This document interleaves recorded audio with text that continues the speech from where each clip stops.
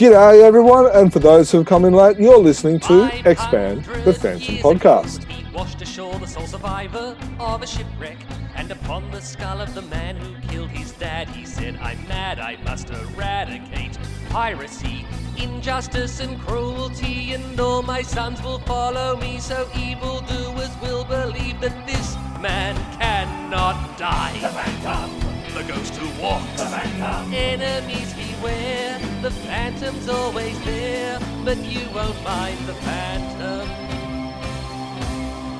Hello, we are the Chronicle Chamber team, and this is Expand the Phantom Podcast. Our website is chroniclechamber.com, and you can contact us via our email, which is chroniclechamber@gmail.com. You can subscribe to us via YouTube, iTunes, and the various Android apps. Now, this is episode 195, which is our July 2021 Comics and News podcast. G'day, Dan. How are you, mate? Yeah, very good, Jermayn. It's crazy that we're getting so close to episode 200. It just keeps creeping through. We're not having the nervous 190s at all. We're just charging straight through, aren't we?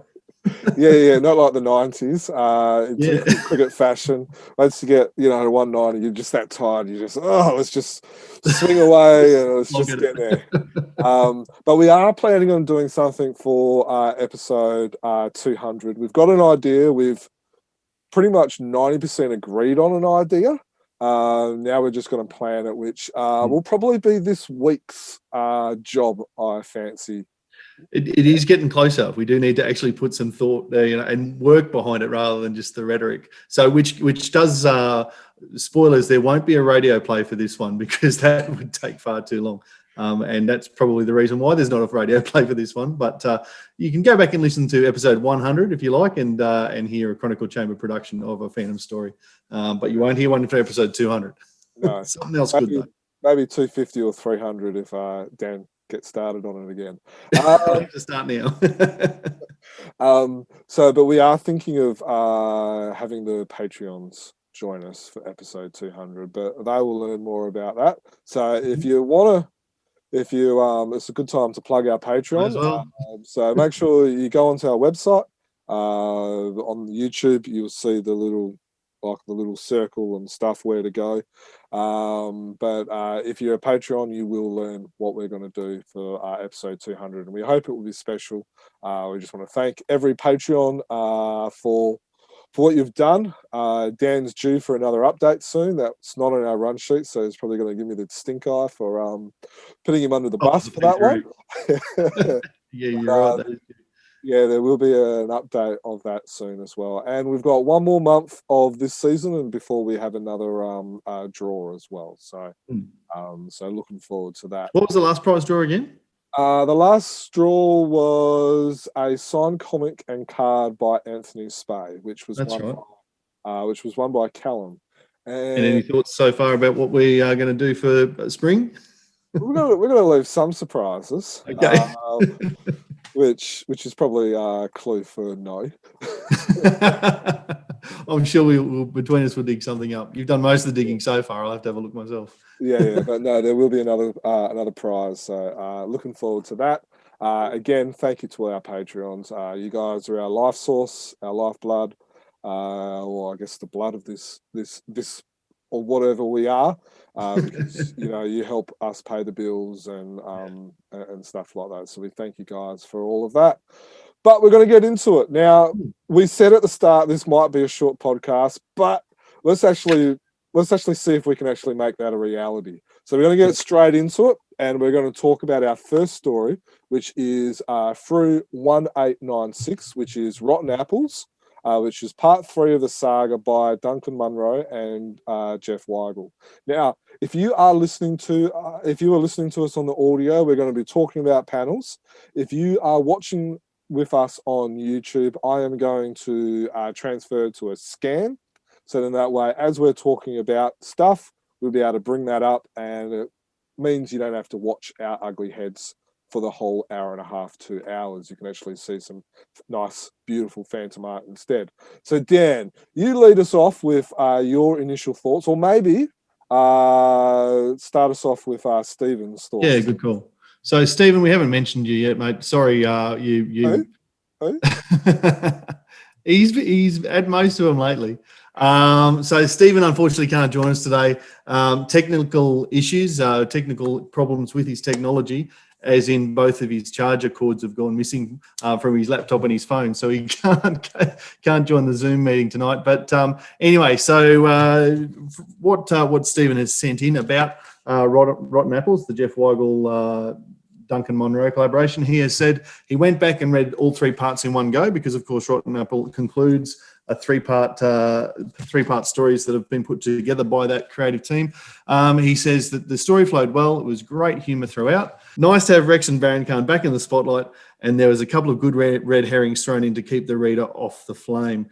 He thought that the ping on the boat was the final giveaway for me. So we'll come back to that when we talk about, I guess, the plot. But if we'll come back to the cover then, perhaps after we've talked about the story as Jerm scrolls through it there. I really enjoyed it.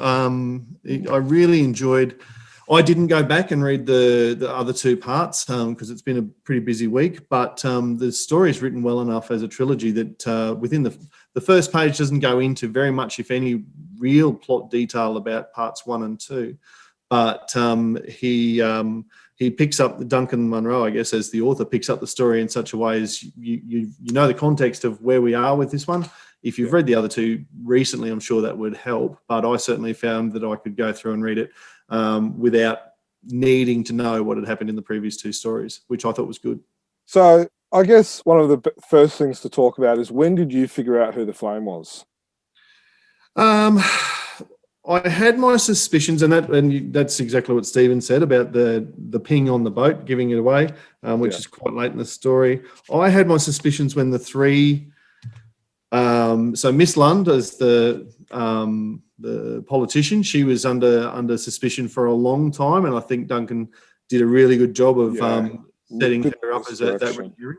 Yeah, she was my initial guess as well. So a brilliant misdirection there. Yes, absolutely.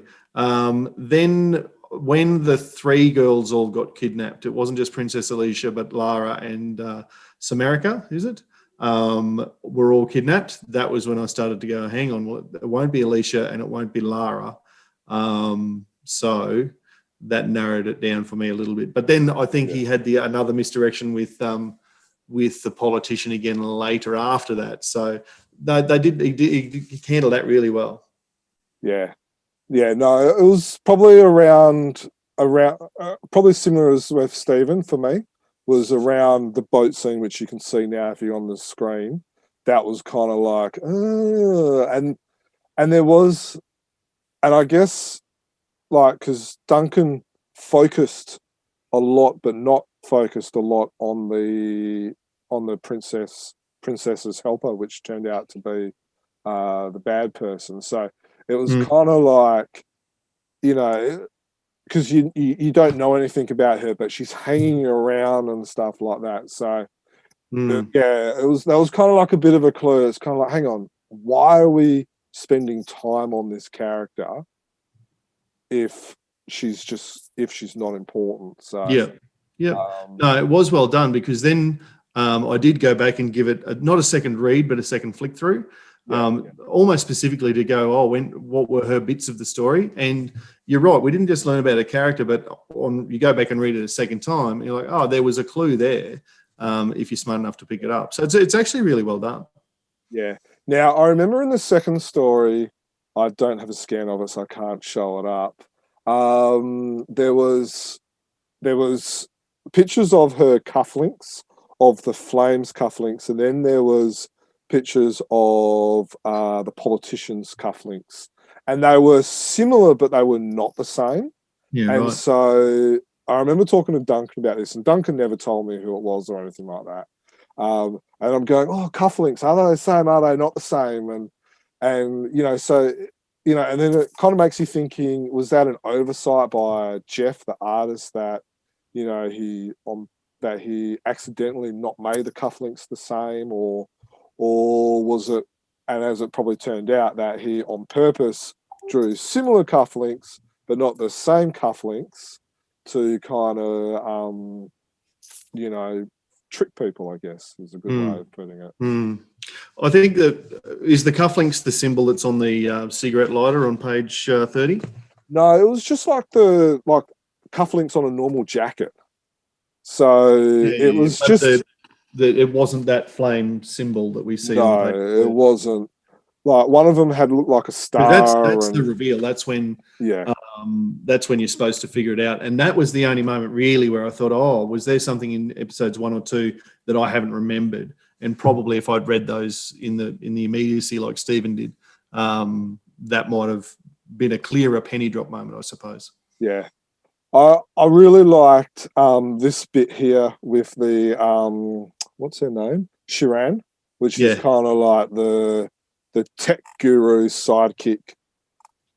It's just like it was a fun moment where like, and obviously there's that Heloise connection. So you're not quite sure whether she knows Heloise is the Phantom's daughter or just a friend of Heloise or not. But she wouldn't do it until she said mad skills, and then he just goes, just do it. And there's that typical heroic pose as he's doing it with the arms crossed, the light shining up the person's, up the Phantom's face, and and then he's like, do your homework, and by the way, mad skills. So as he's jumping out the window in a typical as you were gentleman pose and stuff like that. So like that, those elements, in my opinion, show, and we know majority of us know who Duncan is. We know he's a fan. We know that, he's been a long time fan and stuff like that. But for me, these are the type of just a little bits that are added in by someone who knows who the Phantom is, where a normal writer wouldn't put things like that in there, because it's only a fan that would remember that fans like the Phantom going in and out of the window, the light shining up the Phantom's face and stuff like that. So I think this is why it's important having people who write and draw the Phantom actually know who the Phantom is, and the importance of just those little key elements, because they add to the story and they make fanboys and geeks like us excited about the story and enjoy the story more than what other people might do, because they pick it and go, that's my Phantom. Oh no, look, I 100% agree with that scene, that 2-page spread with Shiran. Like it started with again, misdirection. That close up makes it look like this is potentially a terrorist who is a bad guy. This could be her. Yeah. No, this could be the Flame, but no, it's actually this really nice byplay with a brand new character, and all the things you said. The whole interaction is such a great way of bringing her into the Phantom's world. And yeah, I had that noted down as well. All the things, I agree with everything you said there, and I think we see that right throughout the book. I actually, the flick through was not just to read more about the Samirica character, but it was mostly to go through and highlight all of the different moments I had like this. So I might just run through a few of them. I really liked on page 8, when he thumps the bad guy who's smoking. He says, "Didn't you read the packet? Smoking damages your health." Page 8. Sorry. Yeah. More. Yep, just here. Yeah. As he's punching the guy, yeah. Yeah. Smoking damages your teeth, which we've all seen on the packaging at the very least, or the ads for it. I liked the on the next page. Oh crap, these guys I've just punched them out. Oh no, they're all asleep and they won't talk to me anymore. I thought that was funny. The next page where they're upset about drowning, he's dropping him in and out of the water, and my button finger is cramping. A nice little byplay then, and I really like, and you've got it on the screen there now for the YouTubers, on the right hand side there, when he types in a text message and uses the skull emoji. That was really cool, I thought. Yeah. It's just, and we've all done social media where we do the the little skull and stuff like that as well. So it's very clever, and it's just it's good to see the Phantom, interacting with what would you call it, with social media but also technology as well.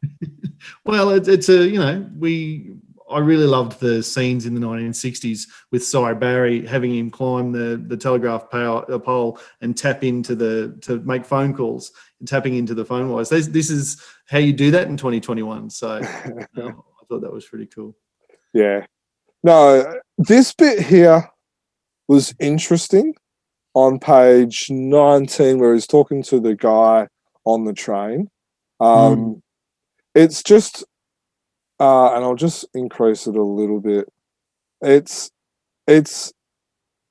I wonder, like, I think for some people this, and I think this is probably about as far as and I know this isn't a real political statement, but I think this is about as far as I like political statements going in my Phantom stories, is where it's just a little bit on the side and it's not a whole story put about this. So yeah, so you mean because the old guy used to be a beneficiary of the system that is the non-democratic, the unfair system, and you see that sort of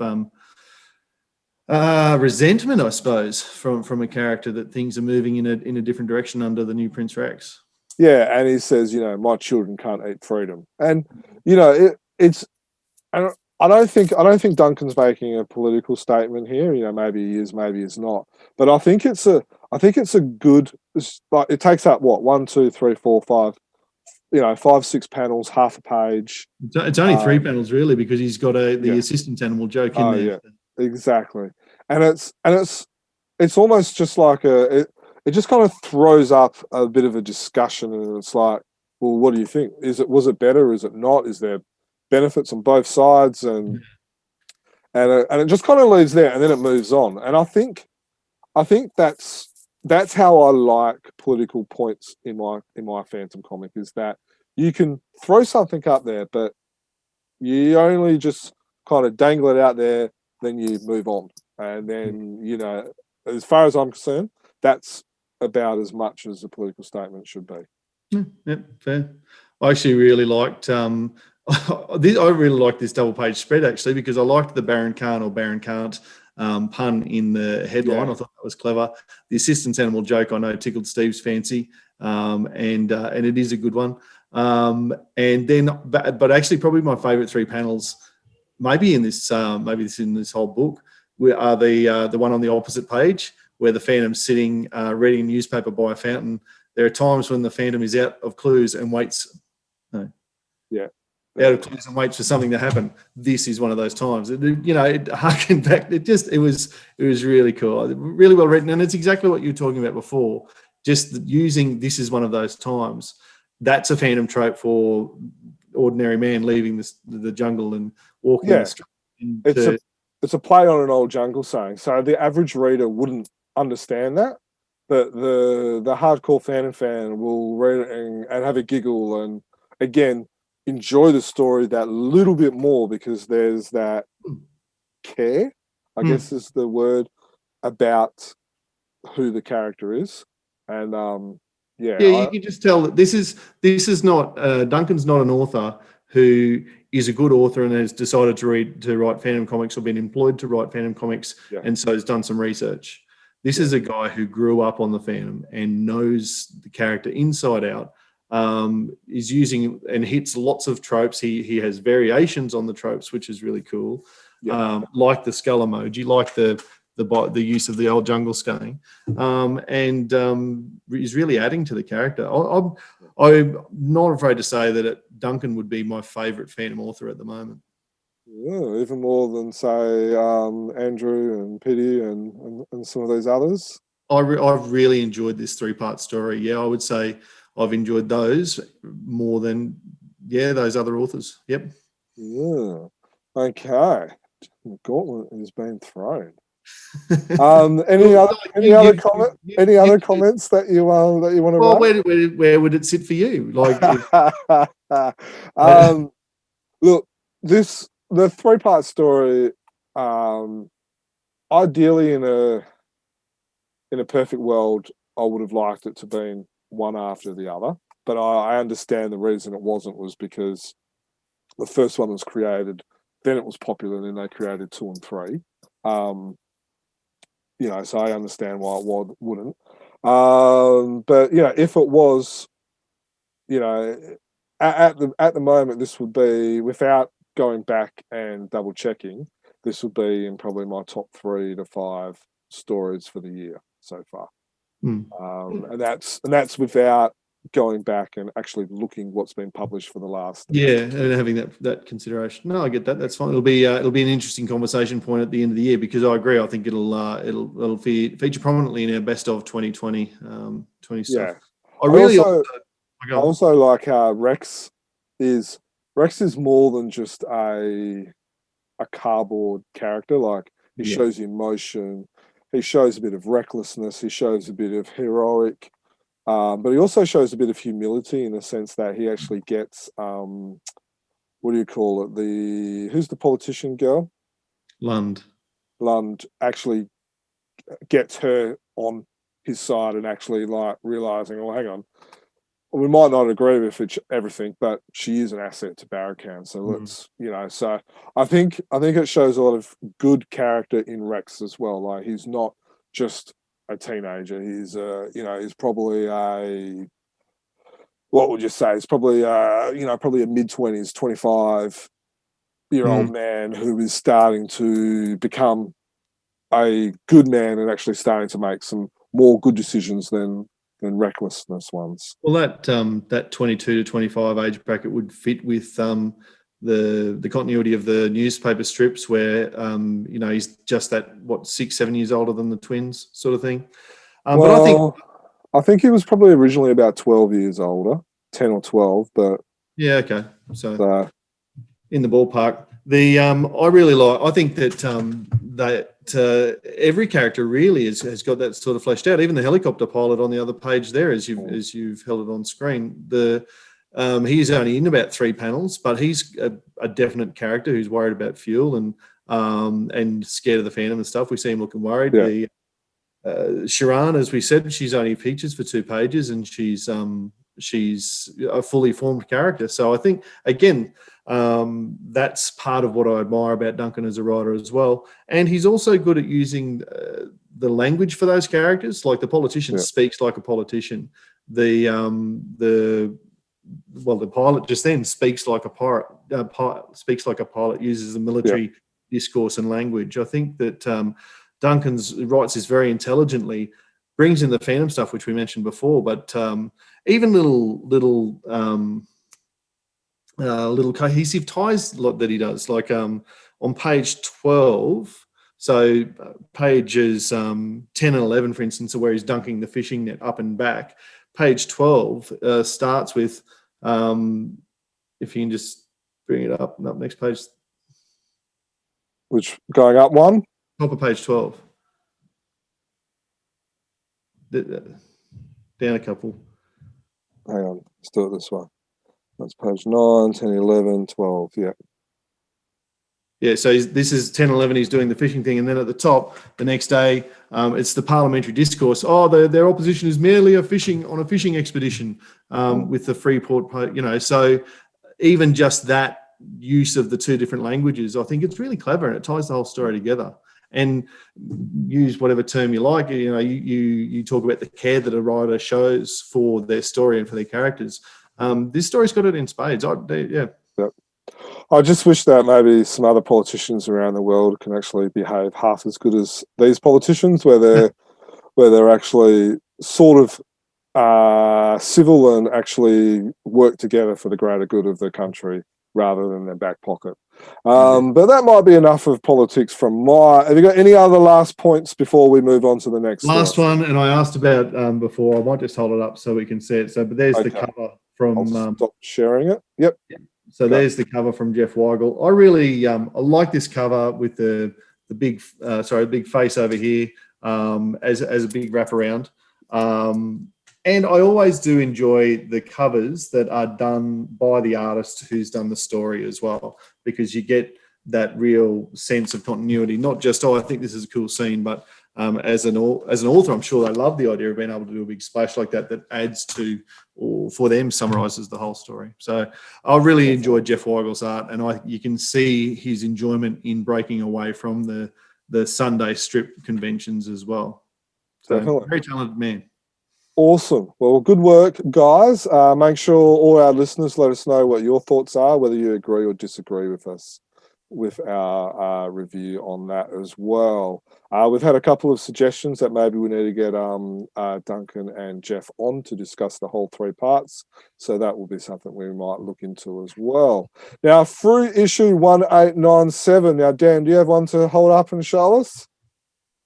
Yeah, 189. Don't look at the corner. 1897.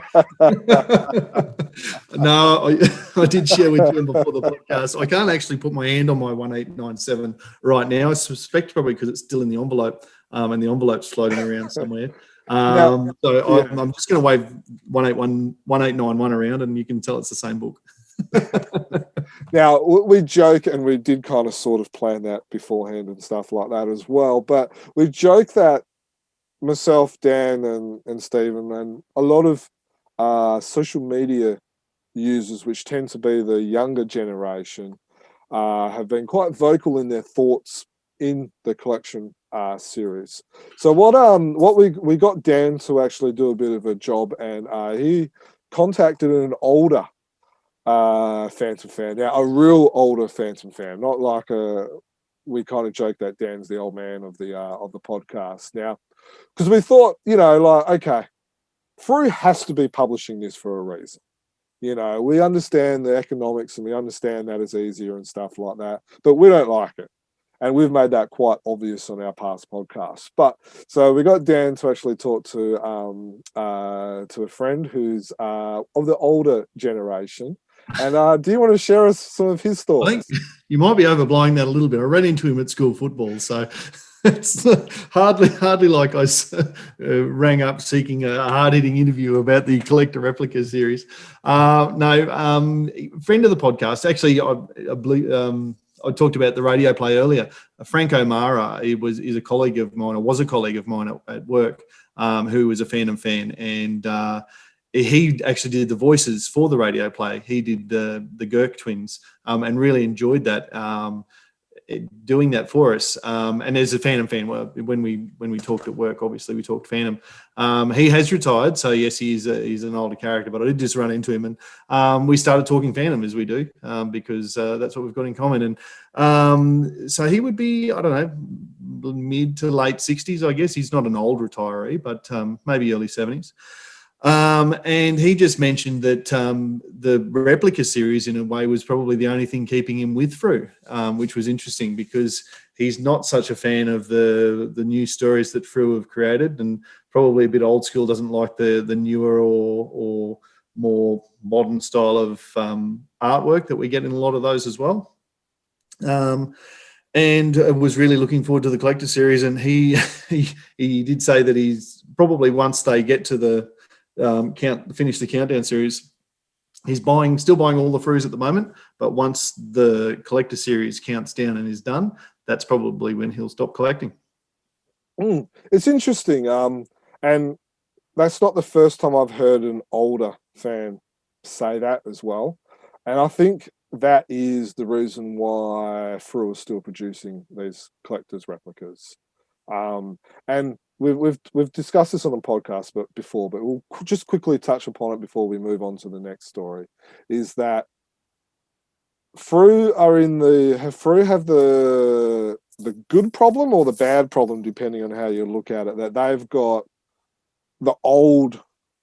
All the older listeners are going to, probably be are going to be really angry with me saying this, but they've got the old brigade who like the classic stuff.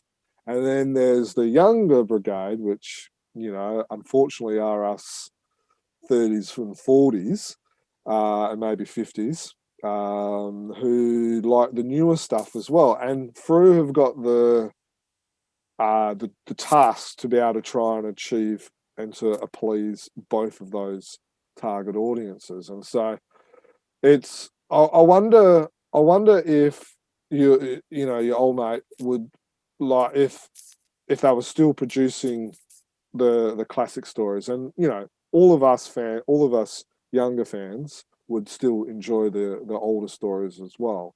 But but it kind of makes it a special issue. It's but I wonder if he would enjoy it as much if it was just not a straight copy, but it was in a good representation, like the drummer story. And probably. But I mean, as we've said before too, there's economic issues there for Frew. This is a very cheap way of getting an issue out that is beloved by a lot of fans. And would they like the full story put together, unedited and unabridged? Probably, of course, but there's effort involved in that. And there's not a lot of effort involved in these, and they're still loved. So would they love it enough to justify it and set it aside? I don't know that it'd make that much of a difference. You're probably right there. All right, so let's move on to our next one, which is Frew 1898, which is the latest issue that's just come out by Frew as recording, which is called The Messages of the Jungle, by Donna Avenue and George Bess.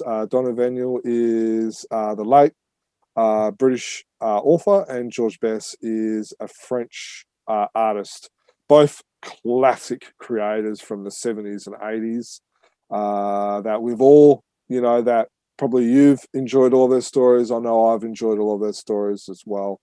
It was funny, actually, as I read this, and I'll hold it up there so you can see the cover by Antonio.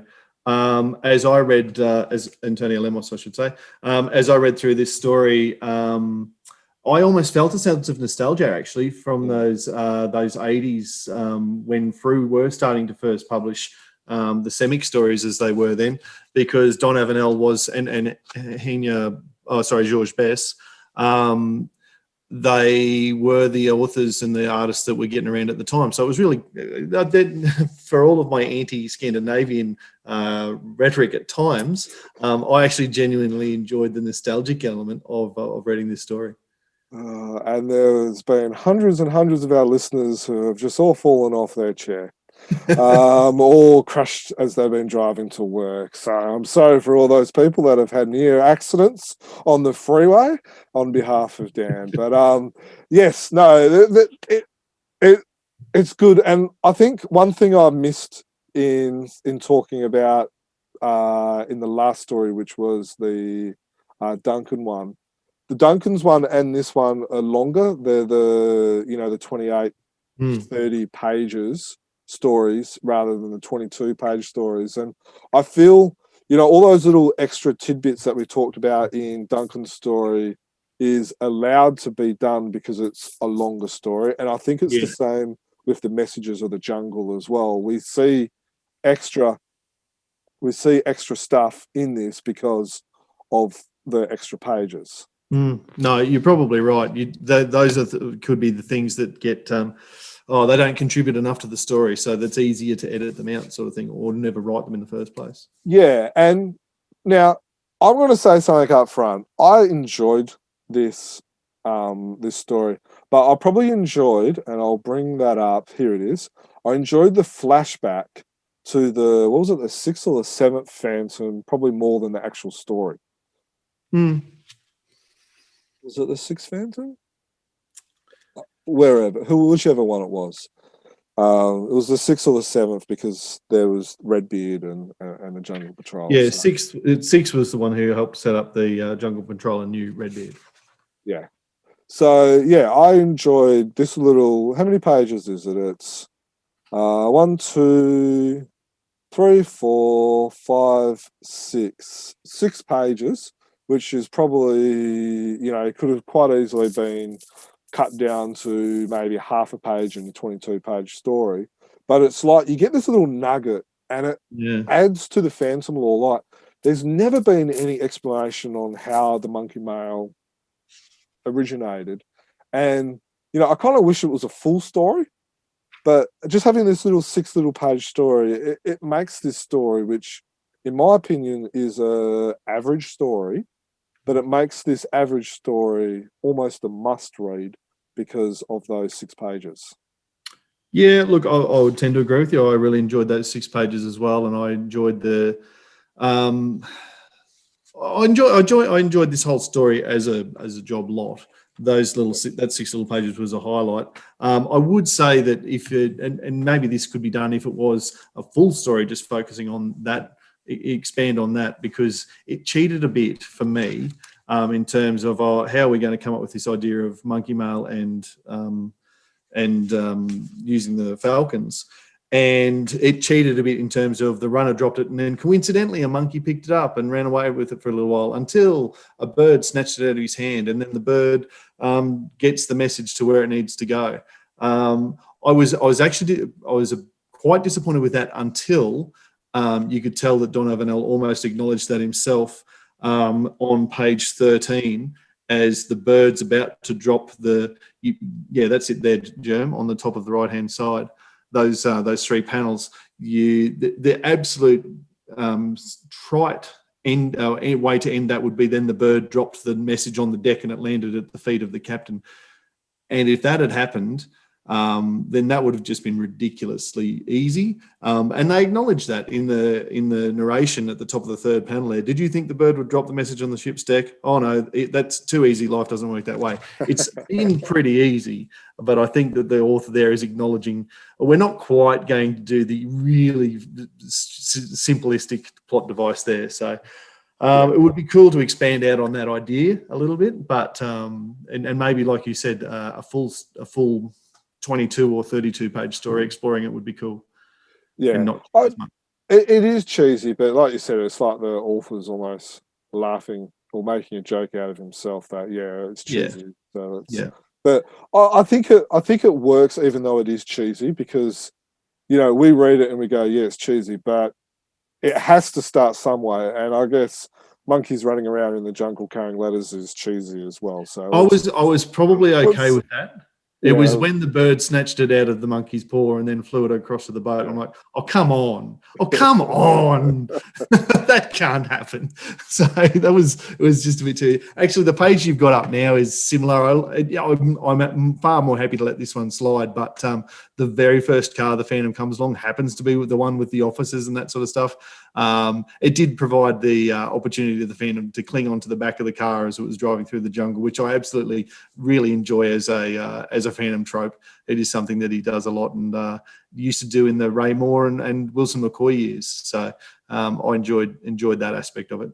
Yeah, look, there's a lot of cheesy elements in there, but I think it works, and I think it's also the era that this story was originally created. It was in the... When was it? I think it was, let's just have a quick look at the first page, 1981. Yeah. And look, the Duncan story too had a few cheesy elements where you go, oh, that's a really convenient thing for happening. Sometimes in a story, you've got to have that really convenient thing happen so you can just let's get to the next plot device. And and I overlooked those. So, and I'm happy to overlook them in here as well, but I will still comment on it with this one because I didn't, because they just really jumped out. That monkey bird, the whole point of this is to talk about, well, certainly the way it comes across as he's about to tell the story is to explain how the monkey male came into being. And it turns out it was just lucky. Yeah. I did like the other highlight was probably the bit with the dam and stuff like that, where he kind of squeezed out the other end, and and this is where I think George Bess's artwork is magnificent. Really creates that atmosphere, and you almost want to hold your breath as you read through that page 23, because the Phantom has to, and you're like, wow, can he get through? Yeah, and I'm not quite sure on the where a 6'5" or 6'6" guy to 100-pound guy can probably squeeze through something like that. But and the water pressure must have been amazing and blah blah blah. Yeah. And it's just like, and it's just like, oh yeah, I won't do it again in a hurry, but let's go defeat a whole army of guys and through fear, which was a really cool thing. I thought that yes, he got the volcanic gas helped with the mist and that sort of stuff. But gee, I really love a Phantom story where he is able to use the element of fear to scare the bad guys. And this is a great one for it. Yeah. And so like there's coming into this bit here, and it's a fun story that has a lot of, I guess, but this is the Phantom. We're talking about a purple guy or a blue guy or a red guy running around in a jungle. There's a lot of elements that, maybe go, oh, is this, but, we are talking about the Phantom, but it's a fun story. And I think at the end of the day, you just want some fun stories where you can read them, you can escape for 10, 20 minutes or half an hour or an hour, however long it takes you to read a comic. And you can enjoy yourself. You can forget about the troubles of work or family life, the kids being a pain, the wife's being a pain, or the husband's being a pain. Your wife doesn't listen to this podcast, does she? No. But you know what I'm saying? Like, you could just escape all of that and you could just read a comic, have fun. And that's what this story is. Yeah, absolutely. And so for all of the criticisms about plot and all the rest of it, I really enjoyed both of the ones we've talked in depth about tonight. It's been a good month for Phantom comics, I think, because as I said, I do still think there's a place for the reprints. And I wouldn't have had time to read another 3 stories this month anyway. So, well, that's the reason why we've got to get these podcasts out once a month, because this is already looking like it's going to be another hour and a half. Yeah, just to throw Stephen's 2 cents into Messages of the Phantom while Messages of the Jungle while I bring that up. A comment on Antonio's cover. Yeah, I like it. I probably like the back cover better. Yeah, I tend to agree. Antonio, I know he likes using the orange, which you see on the front cover, but for me, I know he likes using those oranges, but I love his blues. Yeah. So, I've got a commission from him where he's used a lot of blue, like the thing's almost totally blue, and you've seen that as well. But I like his blues. The way he uses that color is just amazing. And so I think I'll probably prefer the back one. That cover's probably already sold to John, who's I think's probably got the most. Who's going to release a museum purely on Antonio Lemus's art. Yeah. I probably would have liked some sort of composition that had a monkey and a falcon on it, just to tie in with the story. That was one of the better action sequences, as we've discussed.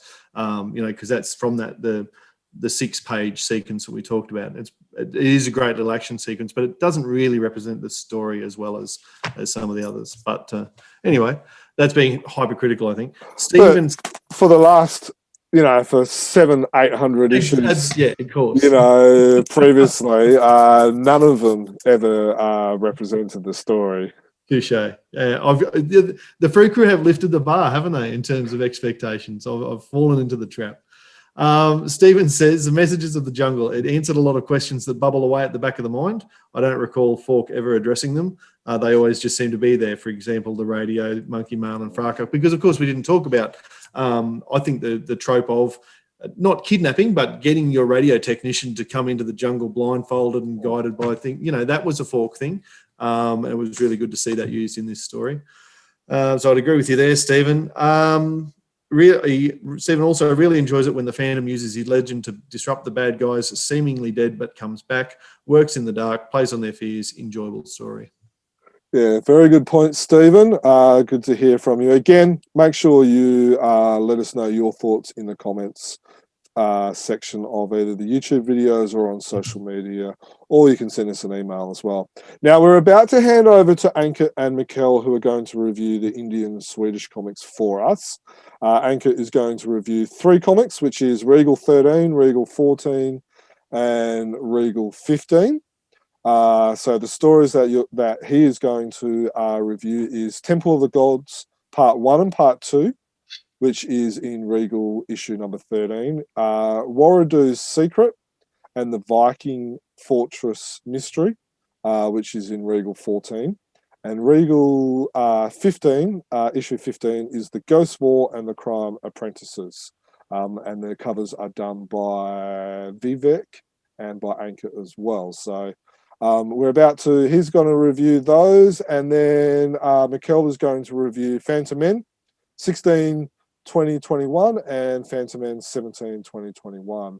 And I don't actually have the title stories on those at hand. But now, before we hand over to them, still want to do a shout out. If you read and get the Brazilian comics and you like what we do and you reckon you could do it as well, and you could review the Phantasma comics in English, that would be greatly appreciated. Please get in touch with us. You can Facebook message one of us, or you can email us at chroniclechamber@gmail.com. It is something we do want to add, because we have a lot of fans that say they enjoy the reviews from around the world.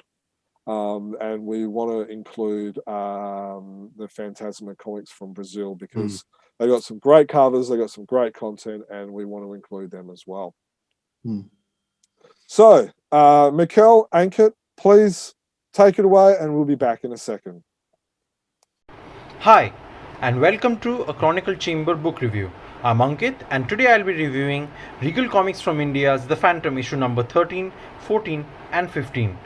As all of you, those who've been following the channel, will remember, Regal Comics last published the Lee Falk birthday special in April. And ever since then, India was caught up again with the second wave of COVID, which has been really bad for us, and especially for Kerala, the state from which Regal is based off. They are still now, in fact, one of the worst affected states, and so lockdowns and everything have delayed book releases and a lot of stuff. So I'm quite happy and glad that finally at least we have these books out. And also Regal, to make up for that lost time and everything, have decided to release 3 books in one go. So yeah, 1st of August onwards, these books are now available. The pre-order started sometime around in the end of July, about the 20th or 21st. So yeah, let's get into them. First, we start off with issue number 13. Now, issue number 13 has a cover art by Mr. Vincent Moses Raja, who's quite a regular by now, and it comes with a mini poster, which is basically the cover art. And one thing I have noticed from Regal's all their past stuff is that their mini posters colors are much more saturated from their covers. Now, some people might like it, but personally I like it to be an exact representation, because somewhere, if you see, the subtlety of the different purples over here is kind of lost when it becomes very saturated. But anyway, onward to the book. Now, the story in here, or the stories in here, is one of my favorites, personal favorites from Tony DePaul. It's the Temple of the Gods. Those who have already read the stories from the dailies, they would remember that, that even Fantomen has a continuation of these of Temple of the Gods. I think it goes up till part 5 or 6 or something like that. But yeah, anyway, coming back to the main book. Now, there is a misprint that I realized. This over here in the credits, they gave the story they credited to Mr. Tony DePaul and George Ollison, which is clearly wrong. The artist should be George Ollison and Keith Williams as the inker, and Paul Ryan. Now, again, another thing I love about the story is the fact that this is where Mr. Paul Ryan starts full-time working on the strip. He is by far my favorite after Cy Barry. His Phantom is my favorite, and like Mr. Tony DePaul and Paul Ryan's combination for me was probably one of the best since the early 60s Cy Barry Lee Falk combination. Anyway, and as we have a picture which is drawn by Mr. Vincent Moses Raja for issue 2 of the thing as the title head, and the story is, so it's about a 56-page book, and it's all in color.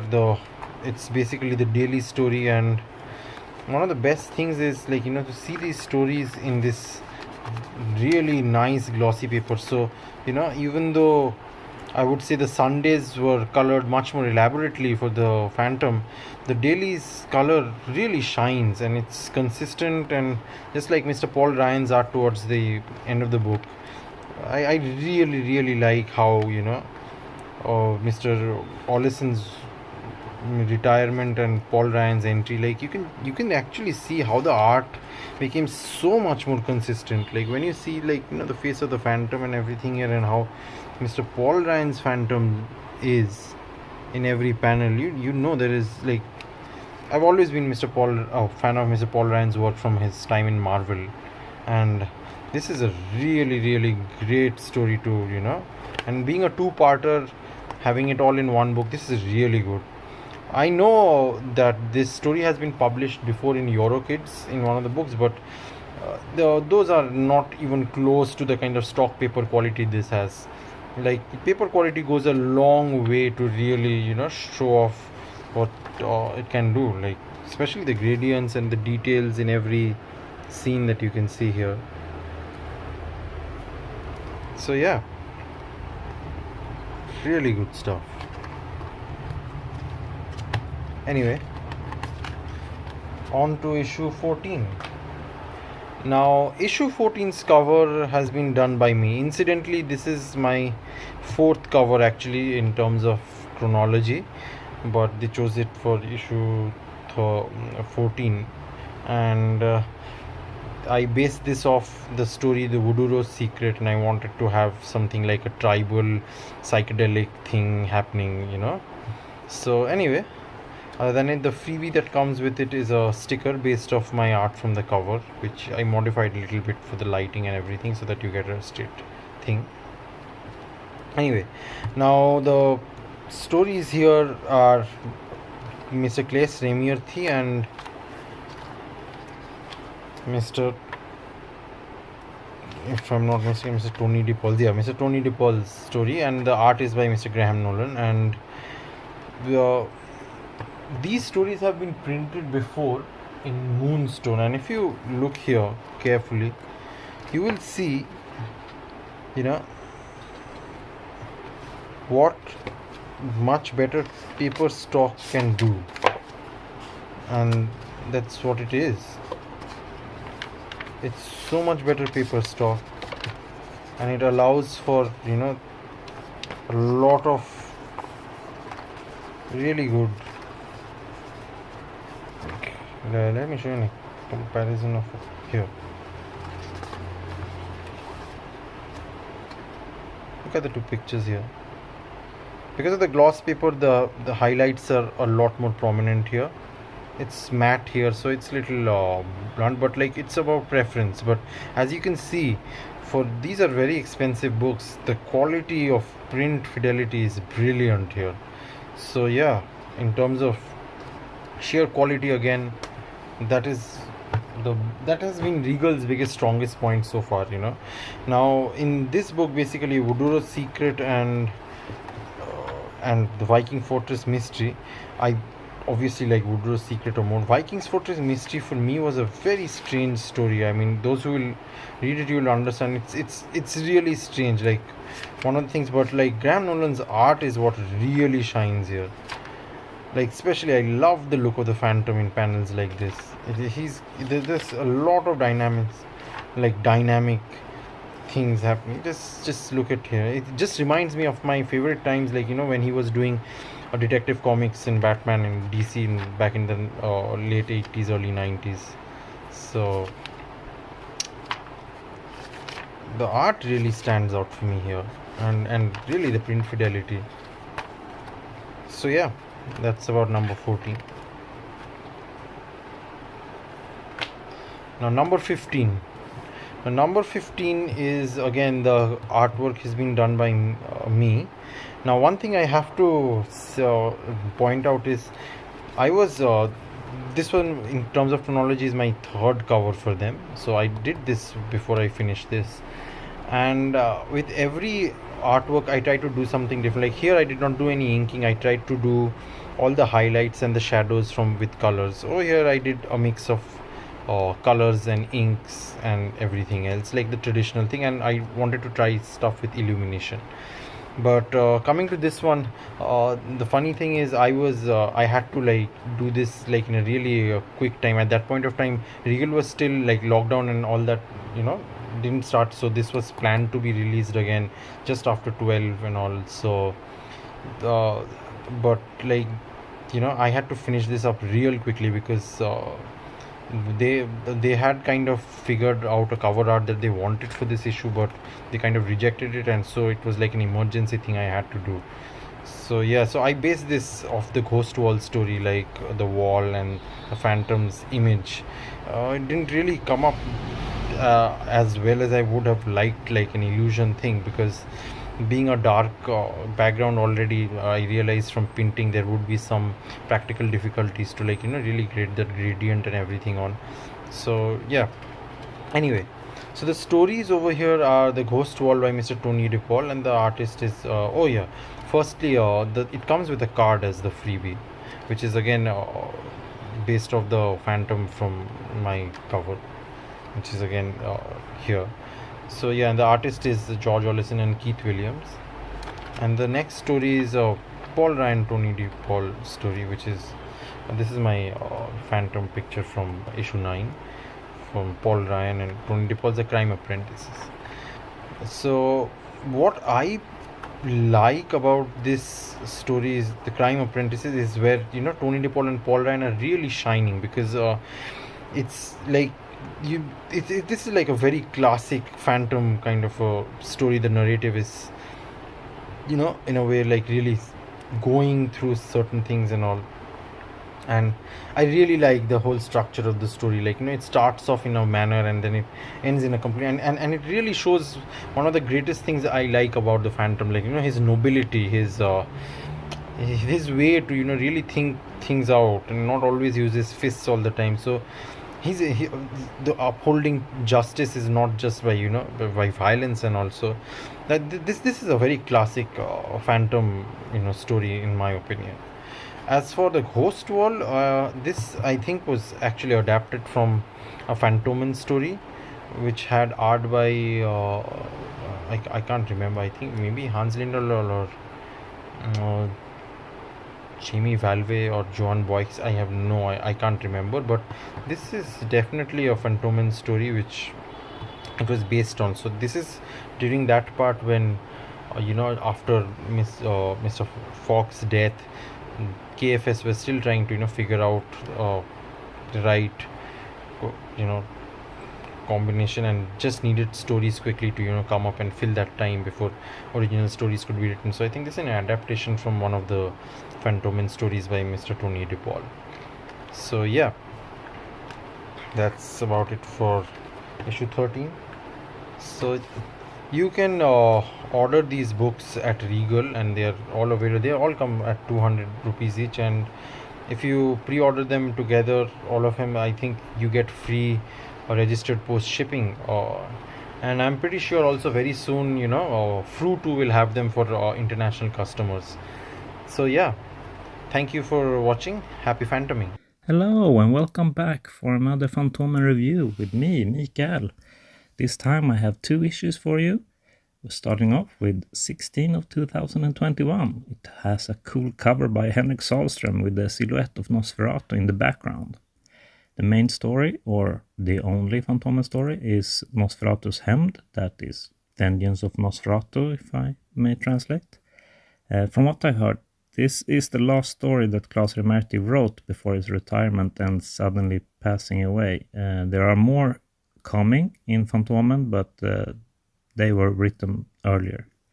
And this one has art by Janus Orden, and I love this story. It is a sequel to the Hollywood Murders, which I also loved, about the 20th Phantom and how he met Maud. Now they have been married, and they're supposed to be meeting up in LA, but she gets tied up, and the Phantom gets in the middle of a murder spree during the filming of Nosferatu's Vengeance, a horror movie.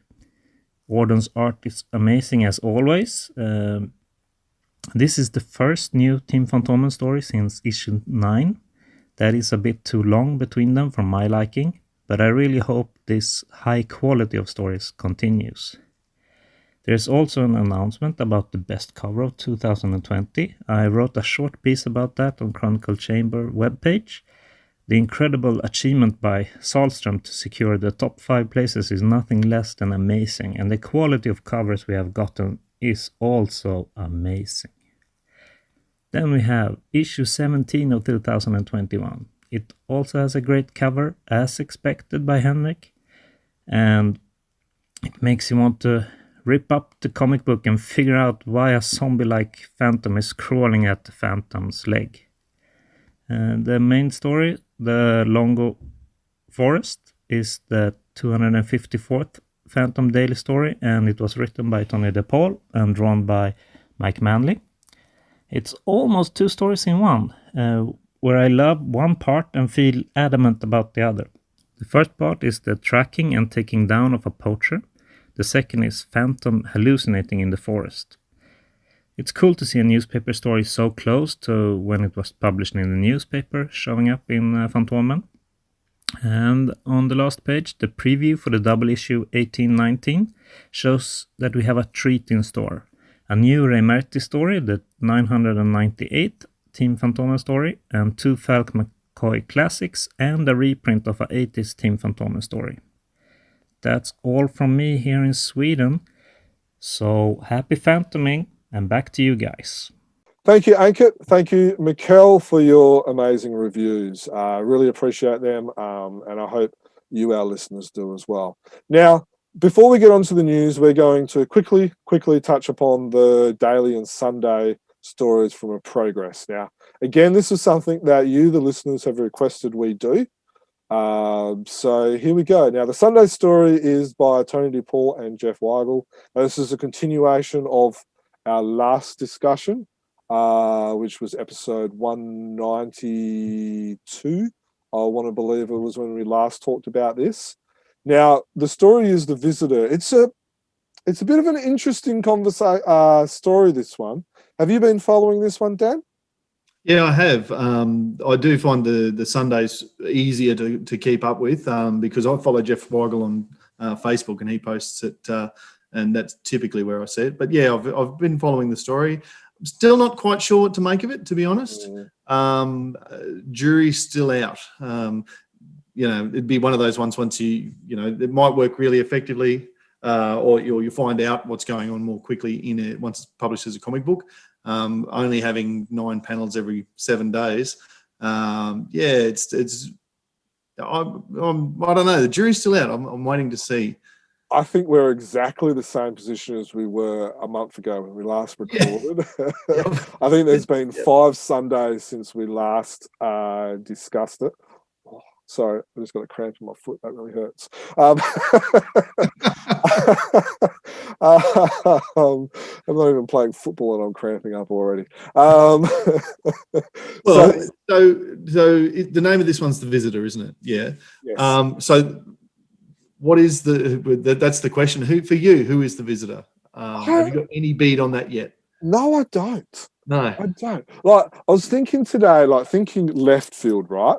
Like last time we made the discussion, could we hope that it's not a doppelganger alternate universe? Now, Tony DePaul messaged us afterwards and said, and I quote, "There's no alternative universe trick up my sleeve."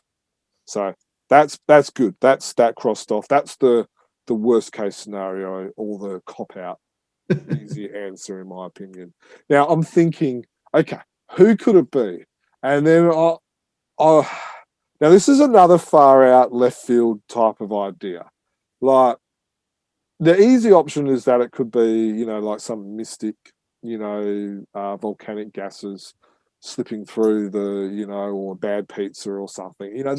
That's the easy option. But I'm thinking, what about if there's a secret organization that is there to help the Phantom, like a generational, and we've kind of seen that a little bit in the Phantom by Gaslight saga, where you've kind of got I can't remember the guy's name, but is the African guy who trained with the 17th Phantom and Julie. And becomes the third Phantom for a period in... Yeah. So, there's a little bit of precedent there where you've kind of got someone who's they're like a secret organization that's there to help the Phantom, lend them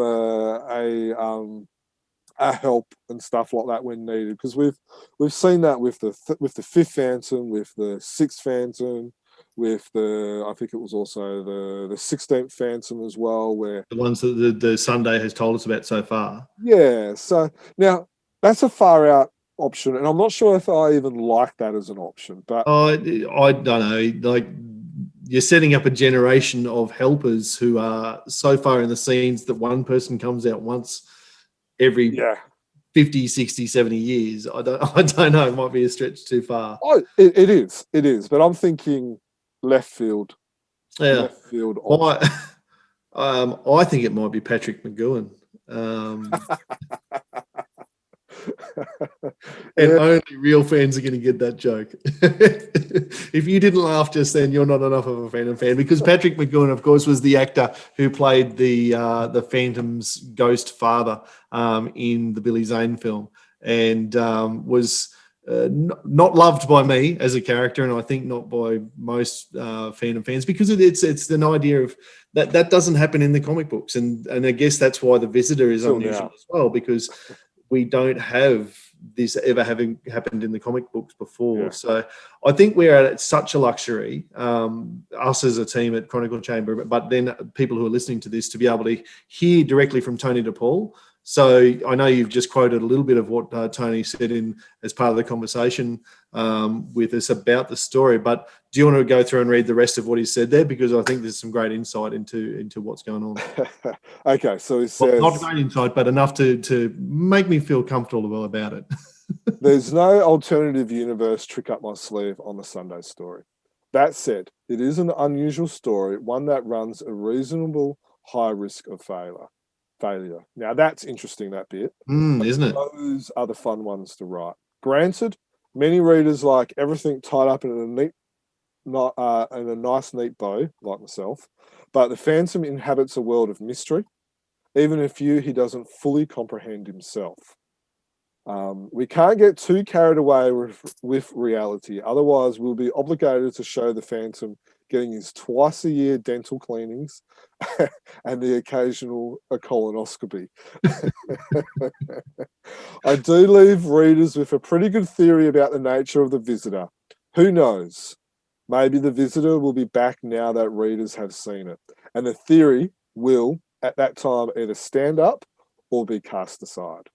I think that's really interesting what he's shared there. Like you said, that he commented as you read that first bit, Tony, the author, says this runs a reasonably high risk of failure.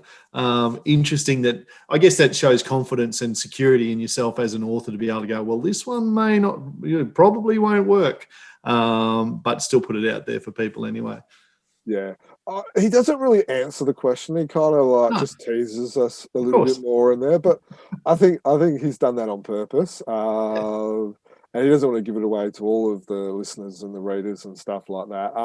One of the things I do like that we've seen is I like all the flashbacks with like the Jungle Patrol origin, the Fifth Phantom, and stuff like that. And like what we discussed in the Messages of the Phantom, is it helps, and he's got with doing these flashbacks, and he hasn't really done it yet, but it enables you just to kind of add to the past generations, add a little bit of history, a little bit of like an adventure or something like that. And like with the Messages, we saw the Jungle Patrol getting created. Now we haven't seen that in any of these flashbacks yet, but it gives the opportunity for Tony DePaul to be able to make mention of a wife, or to make mention of a death, or a key moment in that Phantom's history and stuff like that. And I think that's important to be able to continually to add, but also for the writer to continually to leave his imprint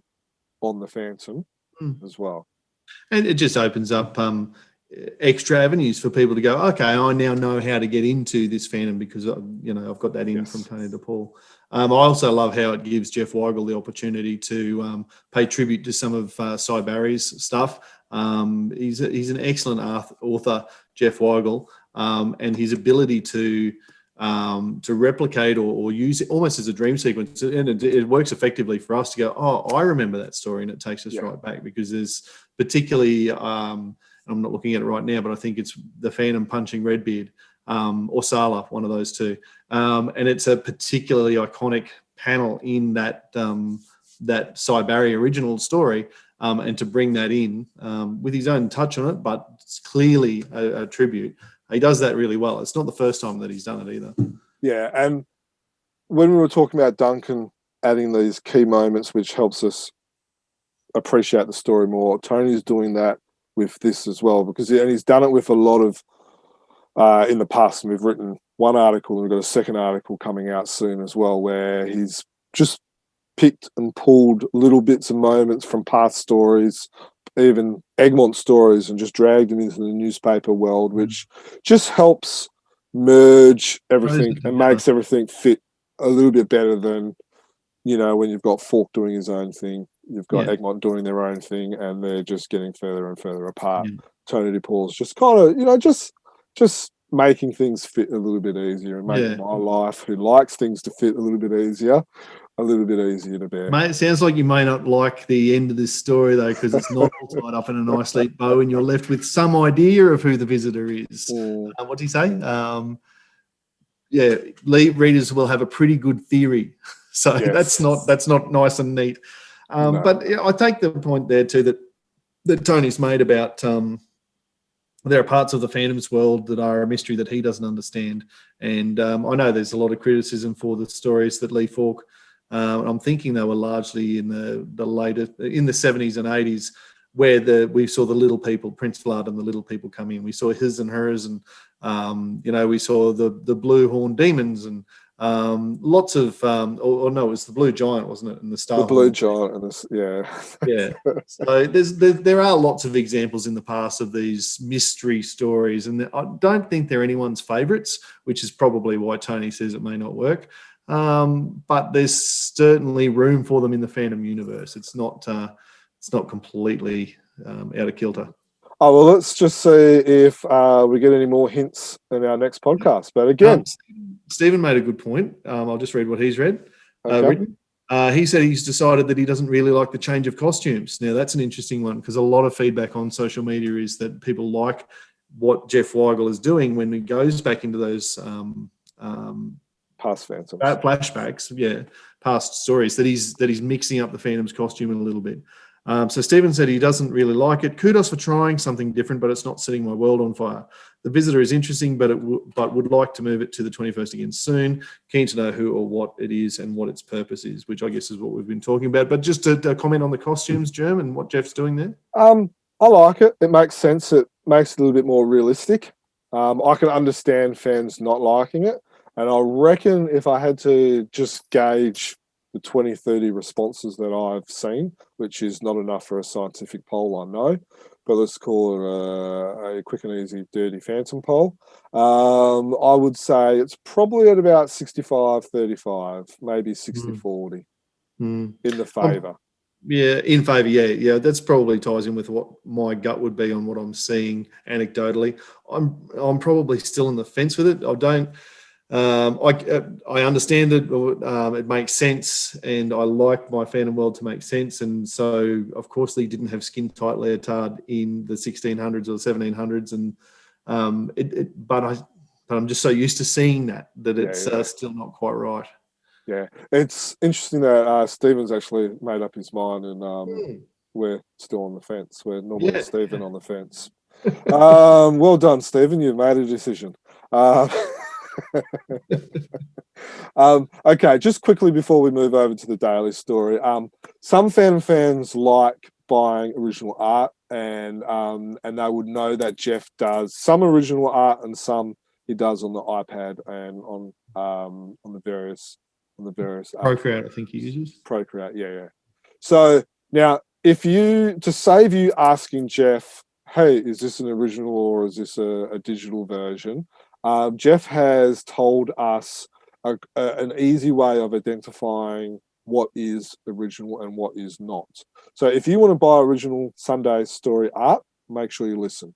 Now, I'll see if I can, and I probably should have been doing these up while we were talking, but just bear with me for 2 seconds. I think this is really cool. I didn't know this until I read it in the run sheet, and I think this is a great little, it's just an extra little tidbit to look for. Yeah. So again, if you're watching to us on YouTube, you'll be able to see what I'm doing. If you're on audio, I'll try and explain it to the best of my ability. Now I'm just going to. So you see this how we've got this here on the bottom panel on the 27th of June. So the signature bubble is what you're talking about. Yeah, the little title signature bubble. You've got Tony DePaul and Jeff Weigel, and there's a little asterisk next to Jeff Weigel's signature or his name there. Now, as you go through and look for it, if you see that signature, or if you see the little asterisk in the signature, that means that this is an original that's done by ink and stuff like that. So you would be able to buy this one that I'm showing up on YouTube. Now we'll go through. There's no asterisks on this one, so it means you won't be able to buy that one. That's a shame, because that's the one that I just commented on about the Sailor getting punched. Yeah. Now what it probably is, that's probably because he probably digitized those three. Yeah. Two panels. So we flick through. That one's done by digital. This one's original, which is the 18th of July, which is the 12th Phantom going through Rabbit Warren of Dangerous Streets. It's a good one to have available as original artwork, I think, because you've got the 12th Phantom engaged in a street fight. People like seeing the Phantom in their original art, and often the fight scenes are very popular too. So I think it's a clever or a wise choice by Jeff to do that one. Yep. And so this one is not original, and then this one is original, which you've got which is today's the 1st of August, where they're showing up, facing off and doing the old gun draw as well. So I just thought we might want to share that with our listeners, to be able to identify what is and what is not an original that you can purchase. So hopefully that makes sense for people. Hopefully, well, as I say, I think that's a fantastic little bit of information to have, and it's going to be one of the first things I look for, I think, now when I see a Sunday. Not because I'm going to be able to buy one anytime soon, but just nice to know. Just an extra little tidbit, little bit of information. You can peek behind the fourth wall there. Yeah, and Jeff's art is not crazily expensive. No, I've seen him go for anywhere between $250 to $300 US, which is not super crazy. And I think as I said, the Sundays, just the 5 from this last period that you showed just then, I think the 2 that are available for purchase are the best 2 of the 5. I think he's been, there's a word for it. He's been clever about which ones he's decided to do. Yeah.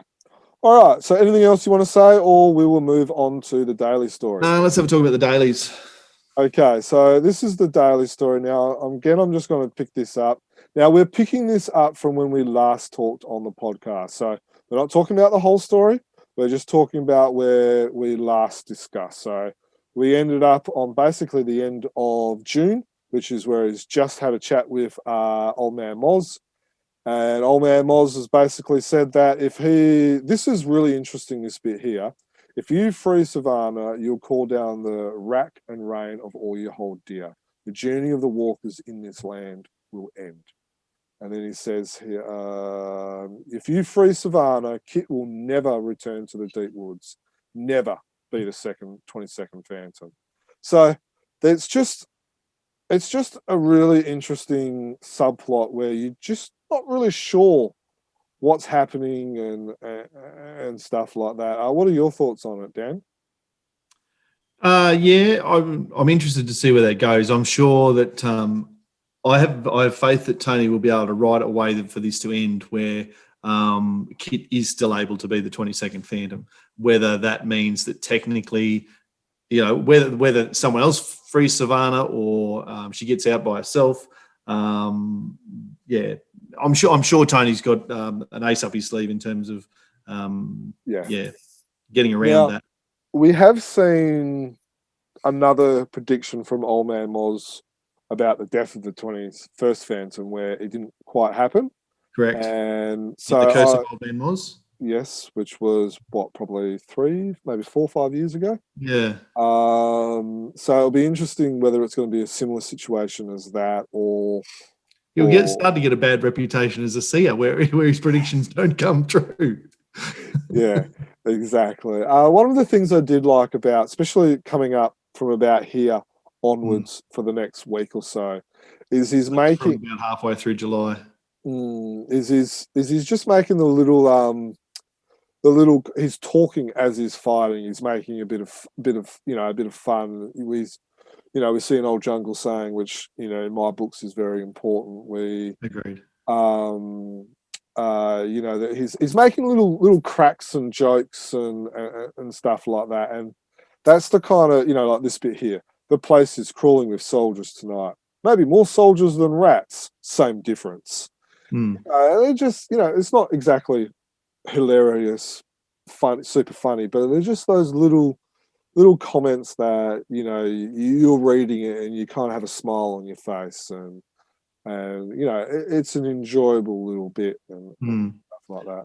Yeah, no, I really like that sequence as well, because again, that's the Phantom being the Phantom by you don't know that he's there until it's too late. He's instilling fear in the guards. It's similar to what I talked about with Messengers of the Jungle. That idea, that's who the Phantom is. That's how he fights. And lots of, if I go back to, was it the story where Luaga was kidnapped by the 12 terrorists?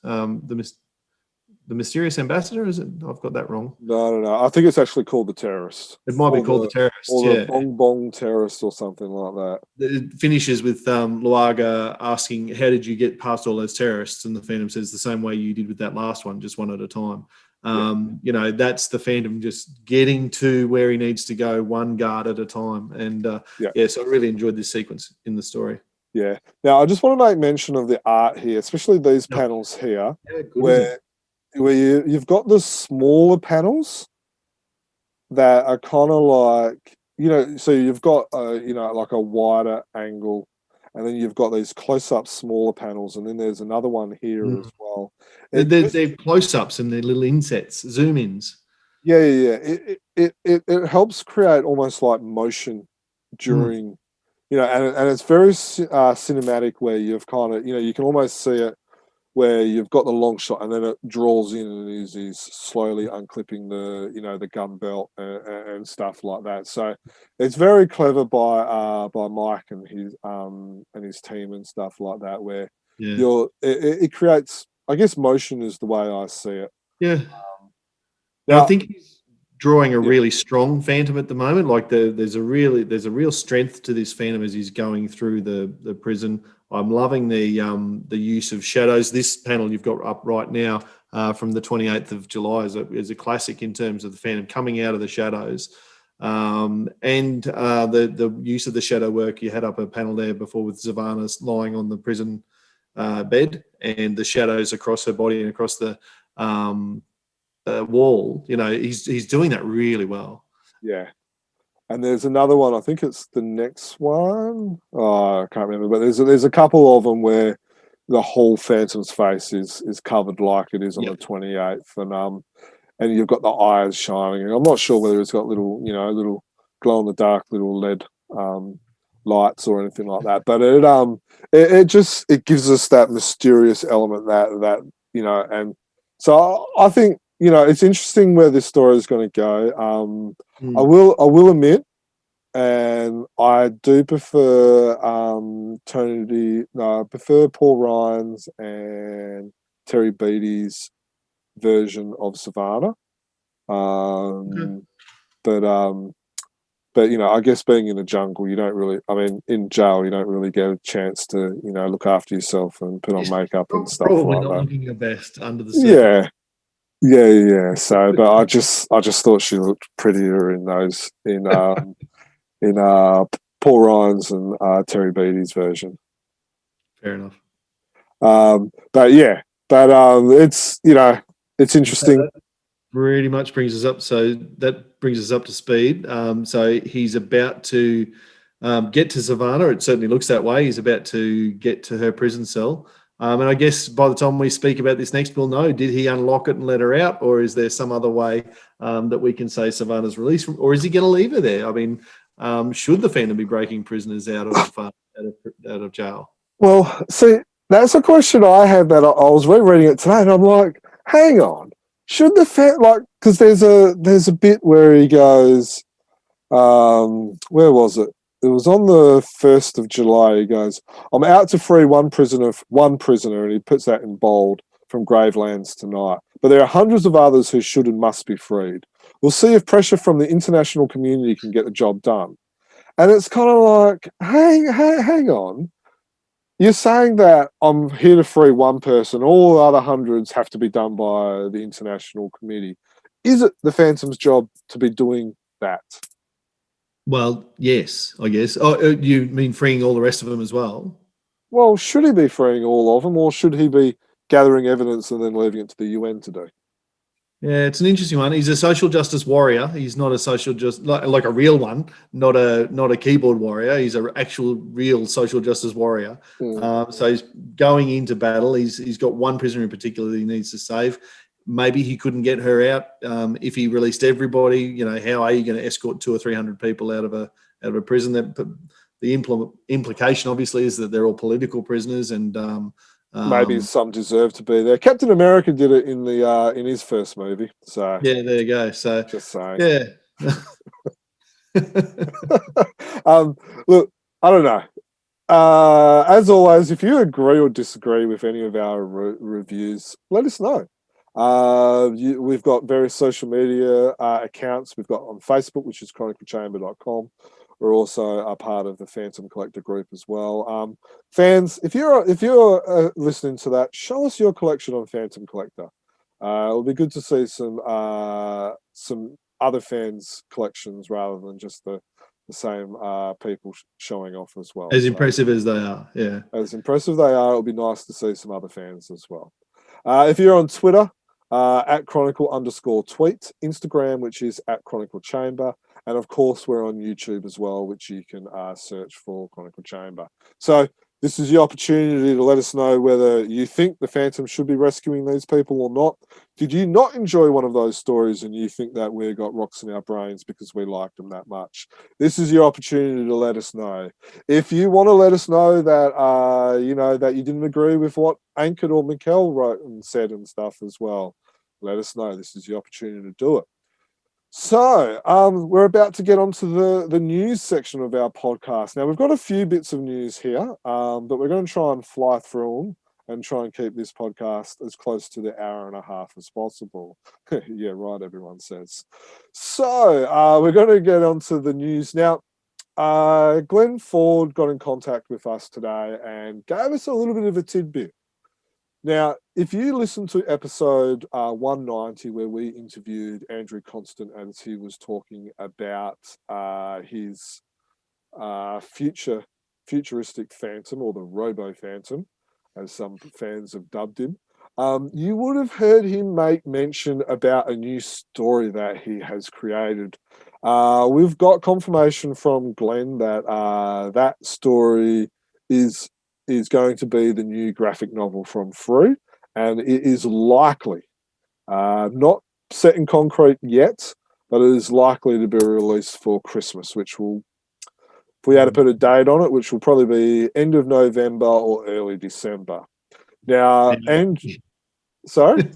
Sorry, the cynic in me is giggling because obviously if it was set in concrete and they said it was coming out at Christmas, then we'd probably expect it sometime next year. But if it's just likely that it's going to be done by Christmas, we could be talking for a date, Christmas 2024. Yeah, and I'm sorry, man, that's very tongue-in-cheek. I am looking forward to seeing it. So it's by Andrew Constant. Who's the author again? Who's the artist? Do we know?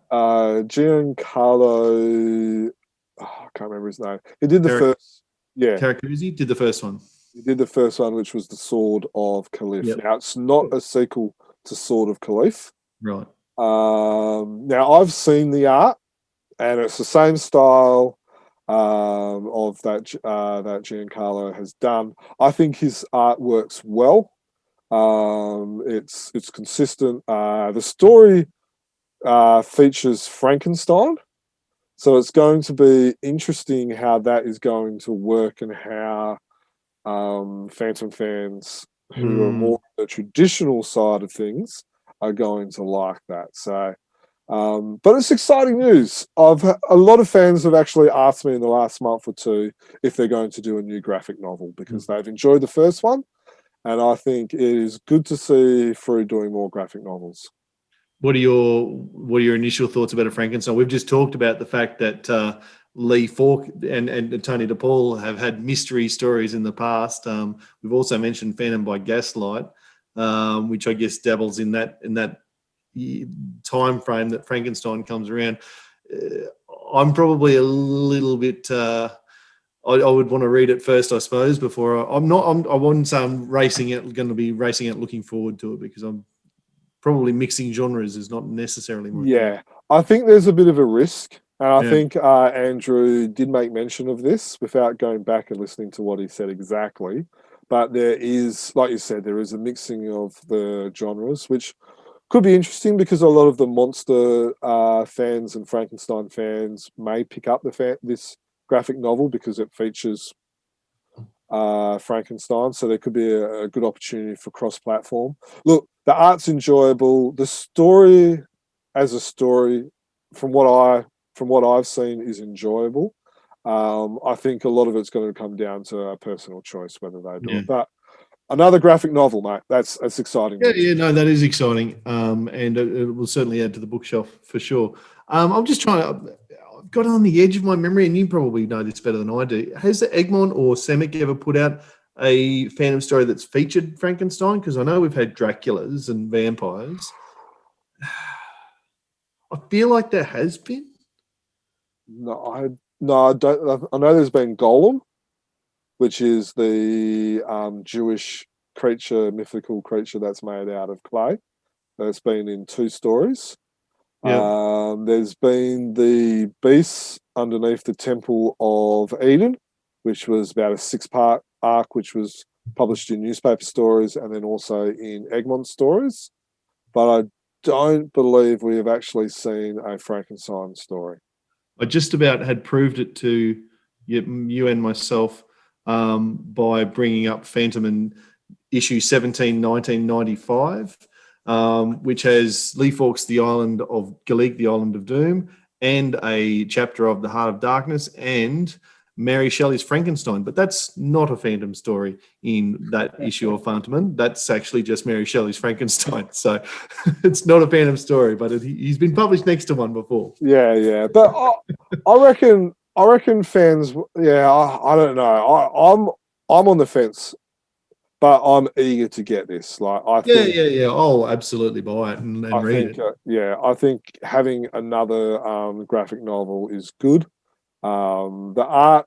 Now, you and I have actually had this discussion with someone else. I can't remember who it was, but that's not important. Recently, talking about Giancarlo's art, and for me, I like his colors. I like the style. It reminds me of a very European style. Now he is from Italy, I believe it is. Yeah.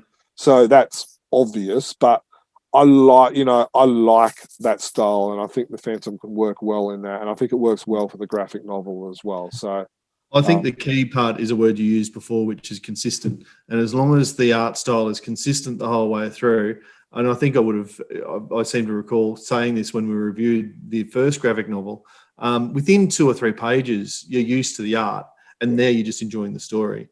People often judge. They judge a book by its cover, Germ. They look at the cover and go, "Oh, I don't like that picture, therefore the whole story's garbage."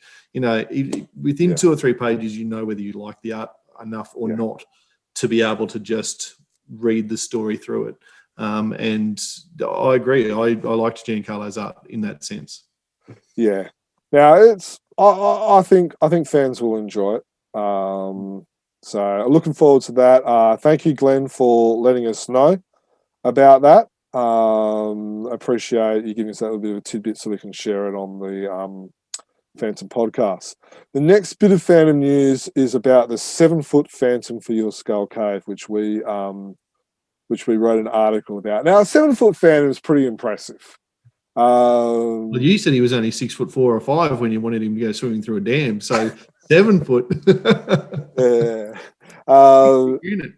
Yeah, it is a big unit. Now, so from what we understand, the sculpture that designed the bust for Fanfare back in September 2017, so that's close to 4 years ago, has built upon the initial design and has now brought us a beautiful, impacting and striking 7-foot statue. Now, this is got a pretty penny, what would you call it? A pretty penny price tag on it. It's not for everyone. I'm just bringing up some photos of it here. You know, it's not for everyone. This is quite large. Do you think let's just say you could afford it, would your wife let you bring this into the house? It's $5,000 US, isn't it? Around 5-6. So yeah, $5,600 US. Like, okay, so there's absolutely no way I can afford it. Like I said, if you could afford it, yeah. Because then, of course, you got to get it posted. A 7-foot Phantom has got to get posted. I think the price is inclusive of postage. So. Right. Okay. Well, that makes it. So money's not an option, right? We already know that you and I, with mortgages, with kids, and it's, you know, unless we have a rich uncle that dies and leaves us lots of money. Well, the money's not important to me, but it is important to my wife. So if it's not important to her, if the money's not a factor, then I think I would be able to get it, yes. Because actually, you can just see in the corner of my screen here, I have a bit of a life-size devil sitting in the corner of the skull cave. So it'd be good to have him sitting next to a 7-foot Phantom, I suppose. And there's room. Well, I'm lucky enough that there's room here that I could get him in here, and I'd find a space for him. So yes, if the money was no object, then yes.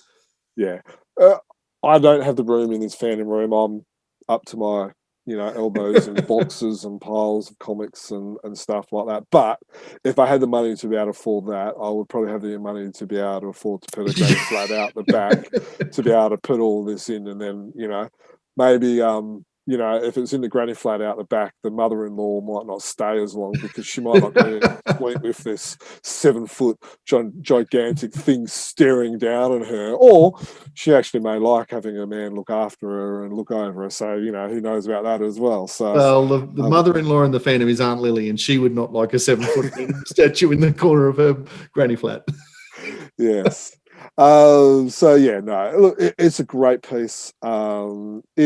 Now, on the article, we haven't got the guy's contact details. He doesn't have like a Facebook account or something. He's got a WhatsApp account number. If you do want to get in touch with him to talk about it, please contact us, and we can pass that on to you as well. All right. So the next bit of news is the Fantomen 2020. What do you call it? What is it? 2020 Fantomen Best Cover has been announced. So in issue Fantomen 16/20/21, we learnt that the winner of the Best Fantomen cover went to Henrik Solstrom, which is the re-image cover from The Mysterious Passenger in issue 5 of 2020. So if you're on YouTube, you'll be able to see the re-image one. So the one on the left, as you look at the screen, is the one from Henrik Solstrom, and the one on the right, which was originally in 1965, number 4, was the one from Rolf Goffs. And you might remember in 2020, there was about 4 or 5 covers that were re-imaged, redone by Henrik, Raphael Ruse, and also Luca Roberto from memory as well. Mm. And it very much plays on that nostalgia element for the 70th year. And I think a lot of people will have liked this because of fond memories of that original image, which was that the one that, I think that might have been the one that Malin used as the front cover of their calendar for 2019, perhaps. Yeah, and then as the article says, we're just going off the article, both you and I put that in our top 3. Yep. So obviously that just goes to prove that we do know what we're talking about. And here was the second and the third one. And from memory, they were both in my top 3 as well. So again, I think I can just let that kind of not have to comment further on that. They're both striking covers. I don't recall which ones I voted for now, but the one that won, certainly I remember being quite taken with that one. Now, the other good point is that Mikael makes mention, which we do want to highlight, is that the great trend is the amount of votes from the 254 votes in 2019 to this year's 421 votes. That's a 2/3? 2/3, so let's say a 60-70% increase from the previous year, which is a very good amount. Yeah. Yep, absolutely. Great to see more people getting involved and voting. You didn't win a bag this year with your vote, Jerm?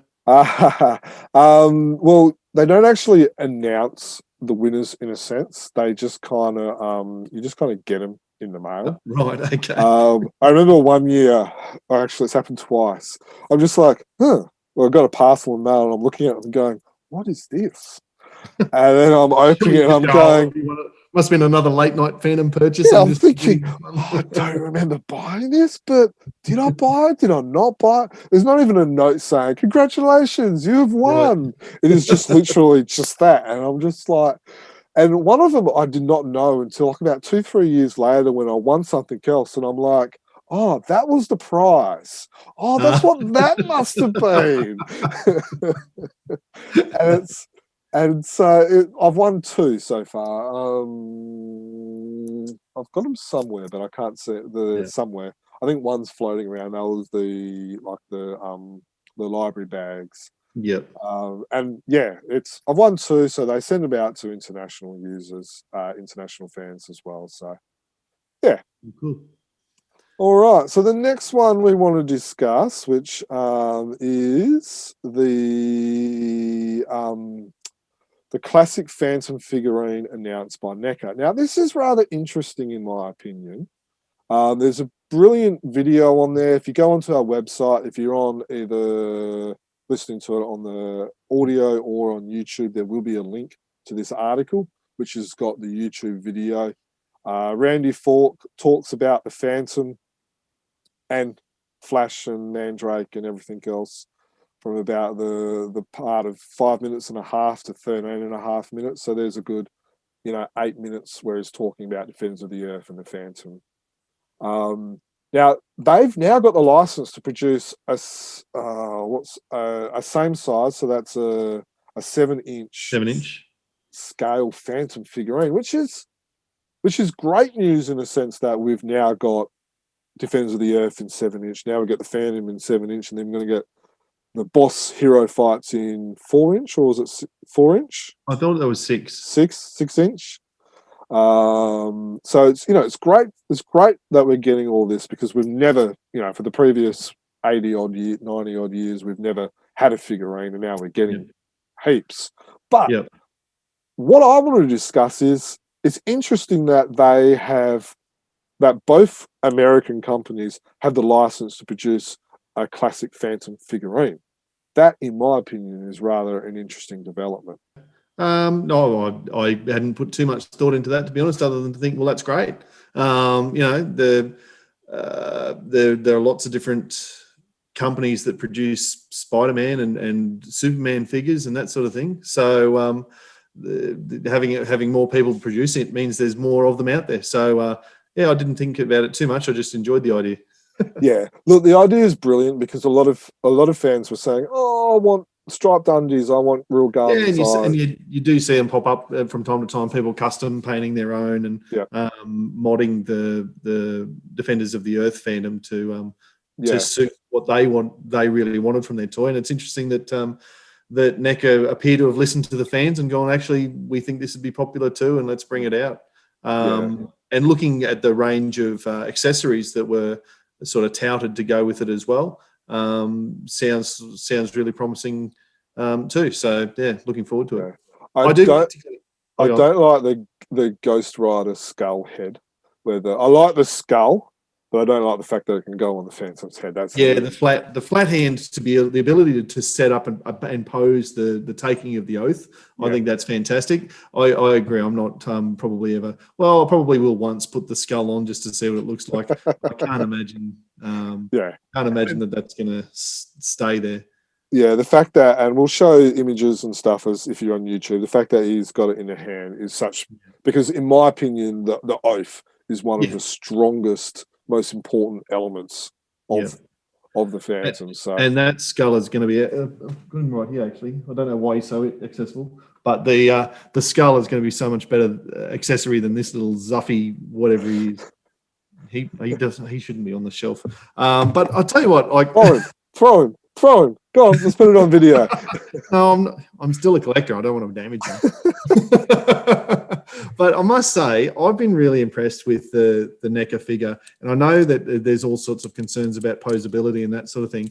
But this guy, after a bit of work, it was a bit of work to get him out of the box and have his bath and play with him and to manipulate him and that sort of thing. That was probably an hour and a half, I'd say, and a lot of sinkfuls of hot water. But now I'm actually quite happy with the posability and how that's lasted. It literally is this one joint on the left toe that I just can't get to move, but pretty well every other joint. And he's a fun toy to play with. Every time I go down the Skull Cave, I walk away and he's punching in with a different hand, or he's in a different pose, because I just come down and it's something to play with. And I want NECA to bring out a Skull Throne, because that's the one from the 1996, and it's not too bad, but he's too big. So I want NECA to come up with a Skull Throne as well, not just the skull in the hand. Yeah. Now we should mention that they have announced that Wave 2, which features Mandrake and Loafer, has been announced that they will release, and they've specifically said the resounding success of the Defenders of the Earth line of Wave 1 is the reason that we have Wave 2, the extra flash ones that they're doing, as well as the classic Phantom as well. Yeah. Which I think is brilliant. Like every fan that has gone out and brought 1, 2, 3, 4, and I know fans out there have brought that many.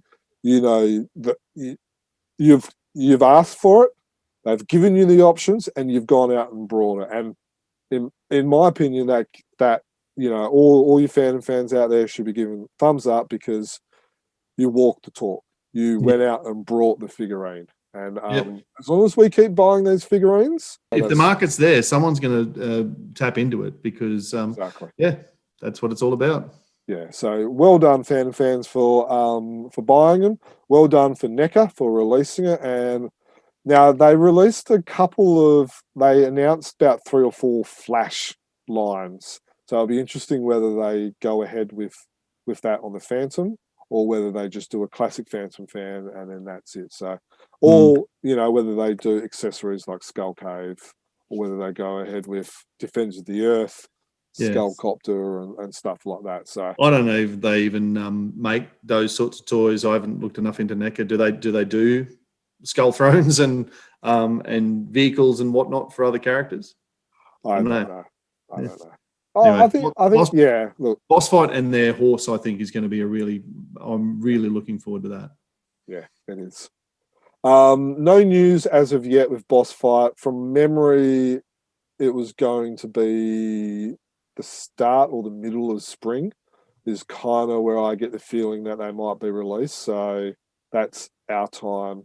So that's autumn for them. So I reckon it may be about a month, maybe 2 months, we might start seeing boss fights. But that's just an educated guess. All right, so moving on to, we'll be amiss if we didn't mention and reflect on Claes Reimerthi's passing. A huge shock, as you know. I remember I was just about to go to bed, and I got a text message from 3 Swedish fans at the same time, like Claes Reimerthi passed away, and I'm like, what? And it was about 10, 11 o'clock. I stayed up for another hour, just like in disbelief, like oh my gosh, what's going on, and stuff like that. So Want to make mention that, rest in peace. Our thoughts and our prayers are with his family, the ones that he left behind, his extended family, his immediate family, and also all of his friends as well. We, as a collective of Chronicle Chamber, we have done up a article. We've also done a podcast as well. I believe Regal has got something in the pipeline, and I know Frew are looking at doing something as well. And I believe Egmont is as well with the next issues of the Phantom. Ironically, the next story that is due to come out for Frew is actually a Claes Reimerthi story. So I expect there to be maybe in the next issue or two, because I believe it's a 3-part story. So I believe that Dudley and the team of Frew will do a nice little touching tribute as well, and I expect there to be all the other comics like Mythos, Regal, and Fantomen as well. So make sure you listen to our podcast, read a nice detailed tribute to him as well that was written by you, Dan. So make sure you have a listen to that. Make sure you post your thoughts and your prayers and stuff like that as well. Yeah, absolutely. Really enjoyed doing the Claes podcast with and having Mikael Lyck join us with his memories. So if you haven't had a chance to listen to it yet, certainly go back to our most recent issue, which we podcast, which we went, did a deep dive on Klaus, and it was really good to do so. Exactly. All right. So next bit of news is the Herms DC Collection Series Volume 1. That's a mouthful. So Herms is releasing the DC collection, which is the 4-part miniseries and the 13-part regular series. So that's 17 issues altogether, and it's going to be separated in 3 volumes. So volume 1 will be out soon. It's available for pre-order on their website. I think they had a special last time I checked at $42 US, so that's about 80, 90 Australian. Yeah, about the typical for them. Yeah. Now, on the article on our website, there is a video, little preview from Dan Herman. So the colours look amazing. The colours will look better than the original comics. They've obviously enhanced them, but they look amazing. So that's what I'm looking forward to. But I'm also looking forward to the fact that he's actually done some interviews. Like, I believe there's one with Peter David, who's done another story with Herms. And Dan made a point to mention in his video, I'm not sure if you've watched it, Dan, but he made a point to talk about Lee Falk's comments of the story that Peter David wrote as well. So I'm looking forward to that interview. Yeah, absolutely. It goes without saying, I suppose, being involved in Chronicle Chamber, that we love nothing more than getting the chance to hear from creators, and so certainly that'll be a fascinating read. And the team at Hermes Press do a fantastic job in terms of acknowledging the creators of stories and getting insight into them. The interview that they had with Cy Barry across a couple of issues for the dailies or the Sundays, I forget which it was, that he was in that. They do a great job. And it's a pricey book, of course it is. People can make up their own minds whether it's within their price point. The $5,600 7-foot Phantom is not in mind, but the book will be. Everybody's got their place, and maybe this isn't for you, but I certainly can't wait to read it, because, like a few fans have commented on the social media posts, that they may have some of the originals, but not all, or maybe they don't have any. And this will be just a great way to make sure you've got the whole series. And I certainly haven't got the whole set of the DC period Phantom. So looking forward to getting those all together and being able to sit and enjoy them on a rainy day. Yeah, and we've got interviews with the artist and writer, Luke McDonald and Mark Verheyen. I can't remember how to say his name. Sorry, Behind Mark. him? But yeah, which was the 13-part regular series. We've got those video podcasts on the article as well, which will be linked in the show notes as well. So I reckon it's a great deal. I reckon you'll enjoy it.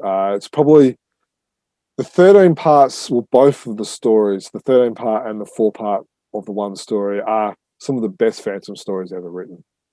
And I think if you haven't read them yet, grab these volumes because you will not be disappointed. Cool. Looking forward to it.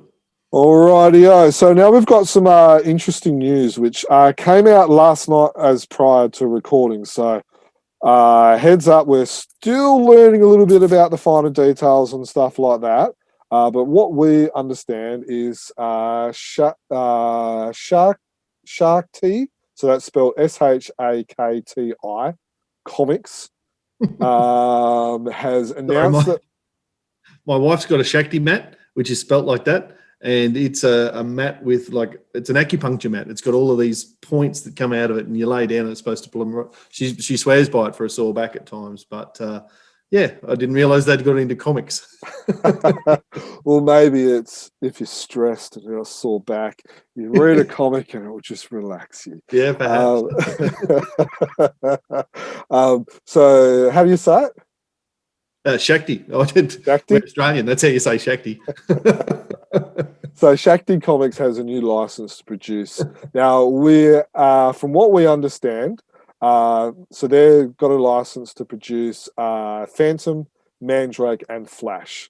Now, we've seen posts and comments where he says that he was a huge Indra Phantom comic fan, and so he's kind of visionating as the return of the Indra comics. That's sort of how the impression I got. Now, he'll be producing... We can confirm that he's producing them in Bengali and Hindu, which are two of the 3 most popular Indian languages. But he's also given a hint that it might be in English, which is interesting because Regal Publishers, which we've been reviewing the comics and stuff like that, have the license for English comics for India. So it's interesting, and we're still trying to figure out the finer details. Ankit, who's our Indian correspondent, has been in communication with both Shakti and Regal to ask the questions and to try and get a little bit of concrete information before he writes it in an article for us.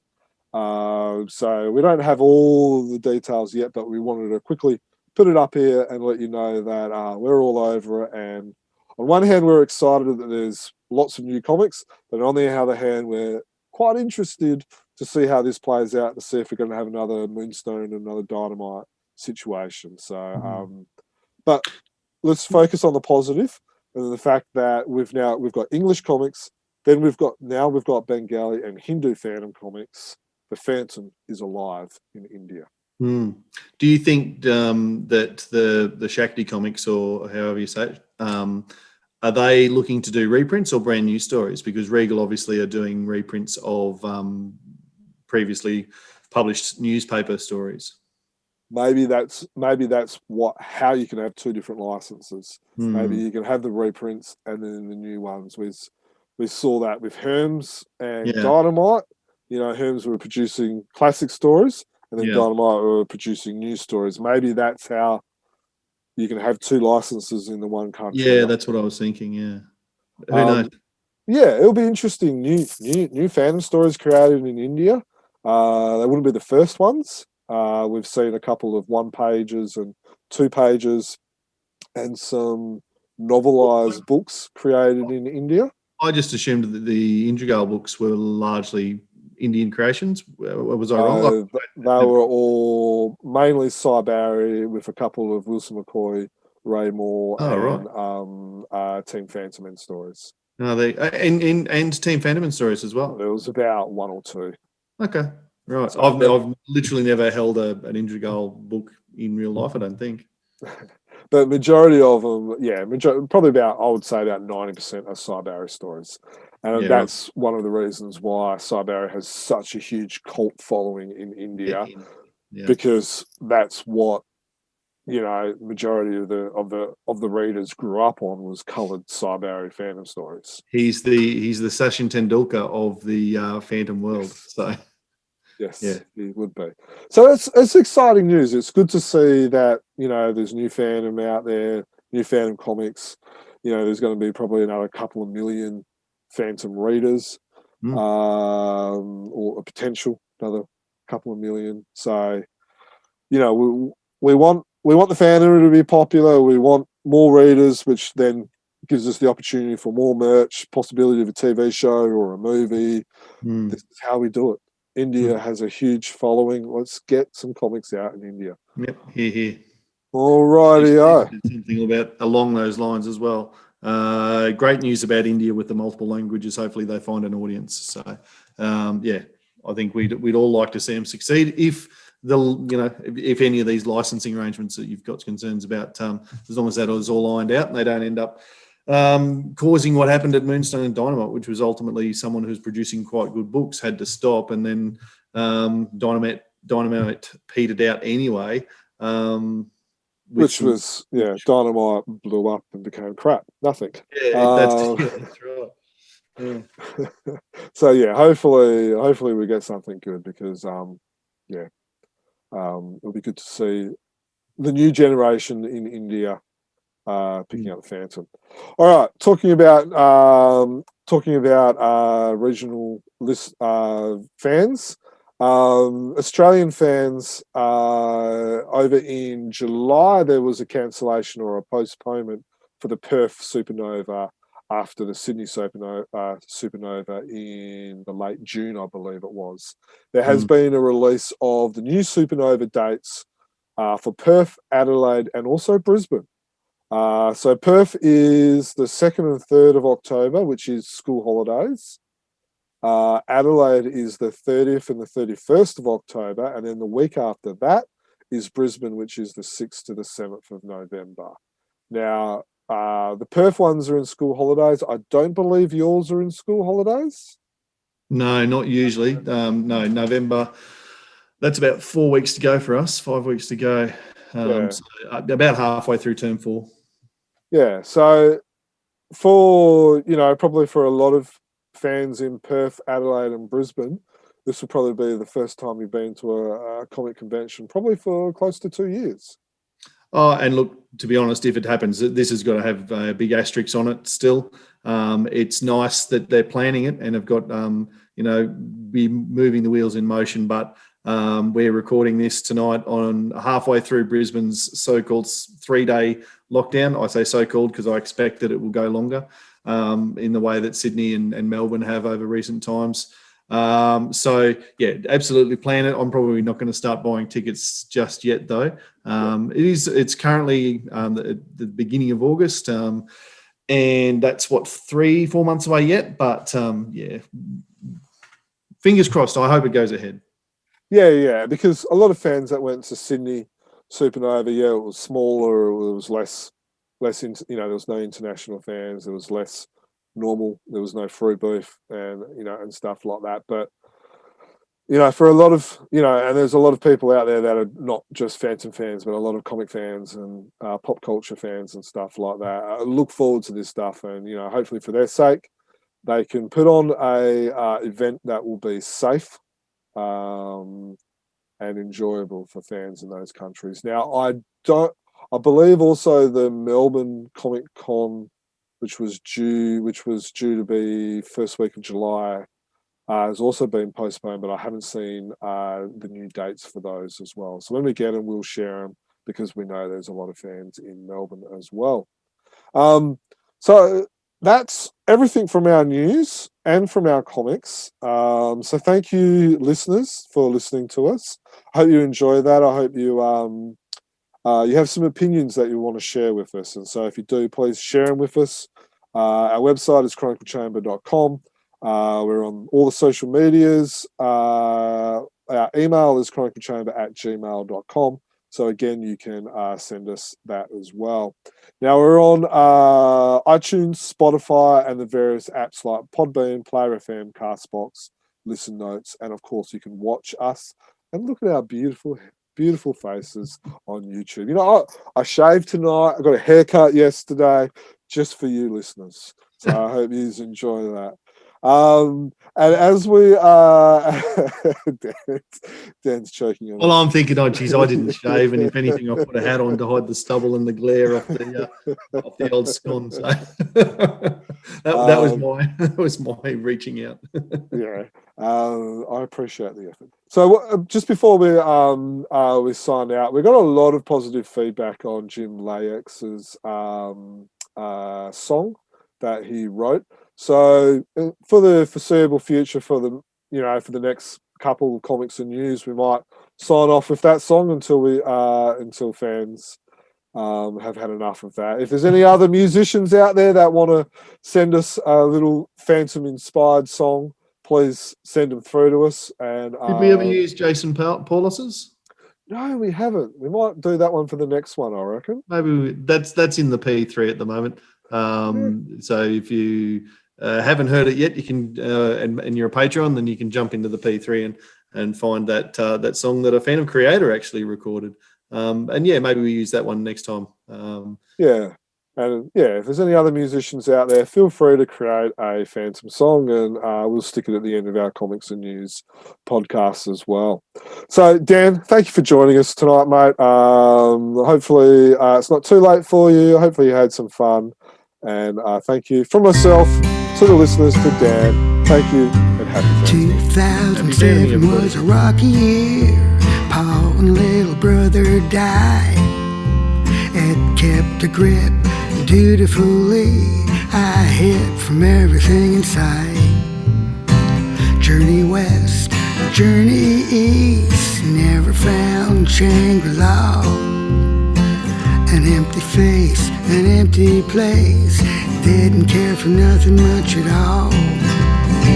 Ghost who walked, slept off the page, carried me away. Tales of the 21st, for those who came in late. It's not a dog, it's a mountain wolf, that's what Mr. Walker said. 500 years a phantom dwells, everybody said he was dead. A cave, a jungle domain, in the city or on the sea. The phantom astride a stallion is there for those who want to believe. Ghost who walked, slept off the page, carried me away. Tales of the 21st, for those who came in late. Pressure cooker, keep it cool, it's written on a chronicle page. Sudden change, something new, for those who came in late. Ghost who walked, slept off the page, carried me away. Tales of the 21st,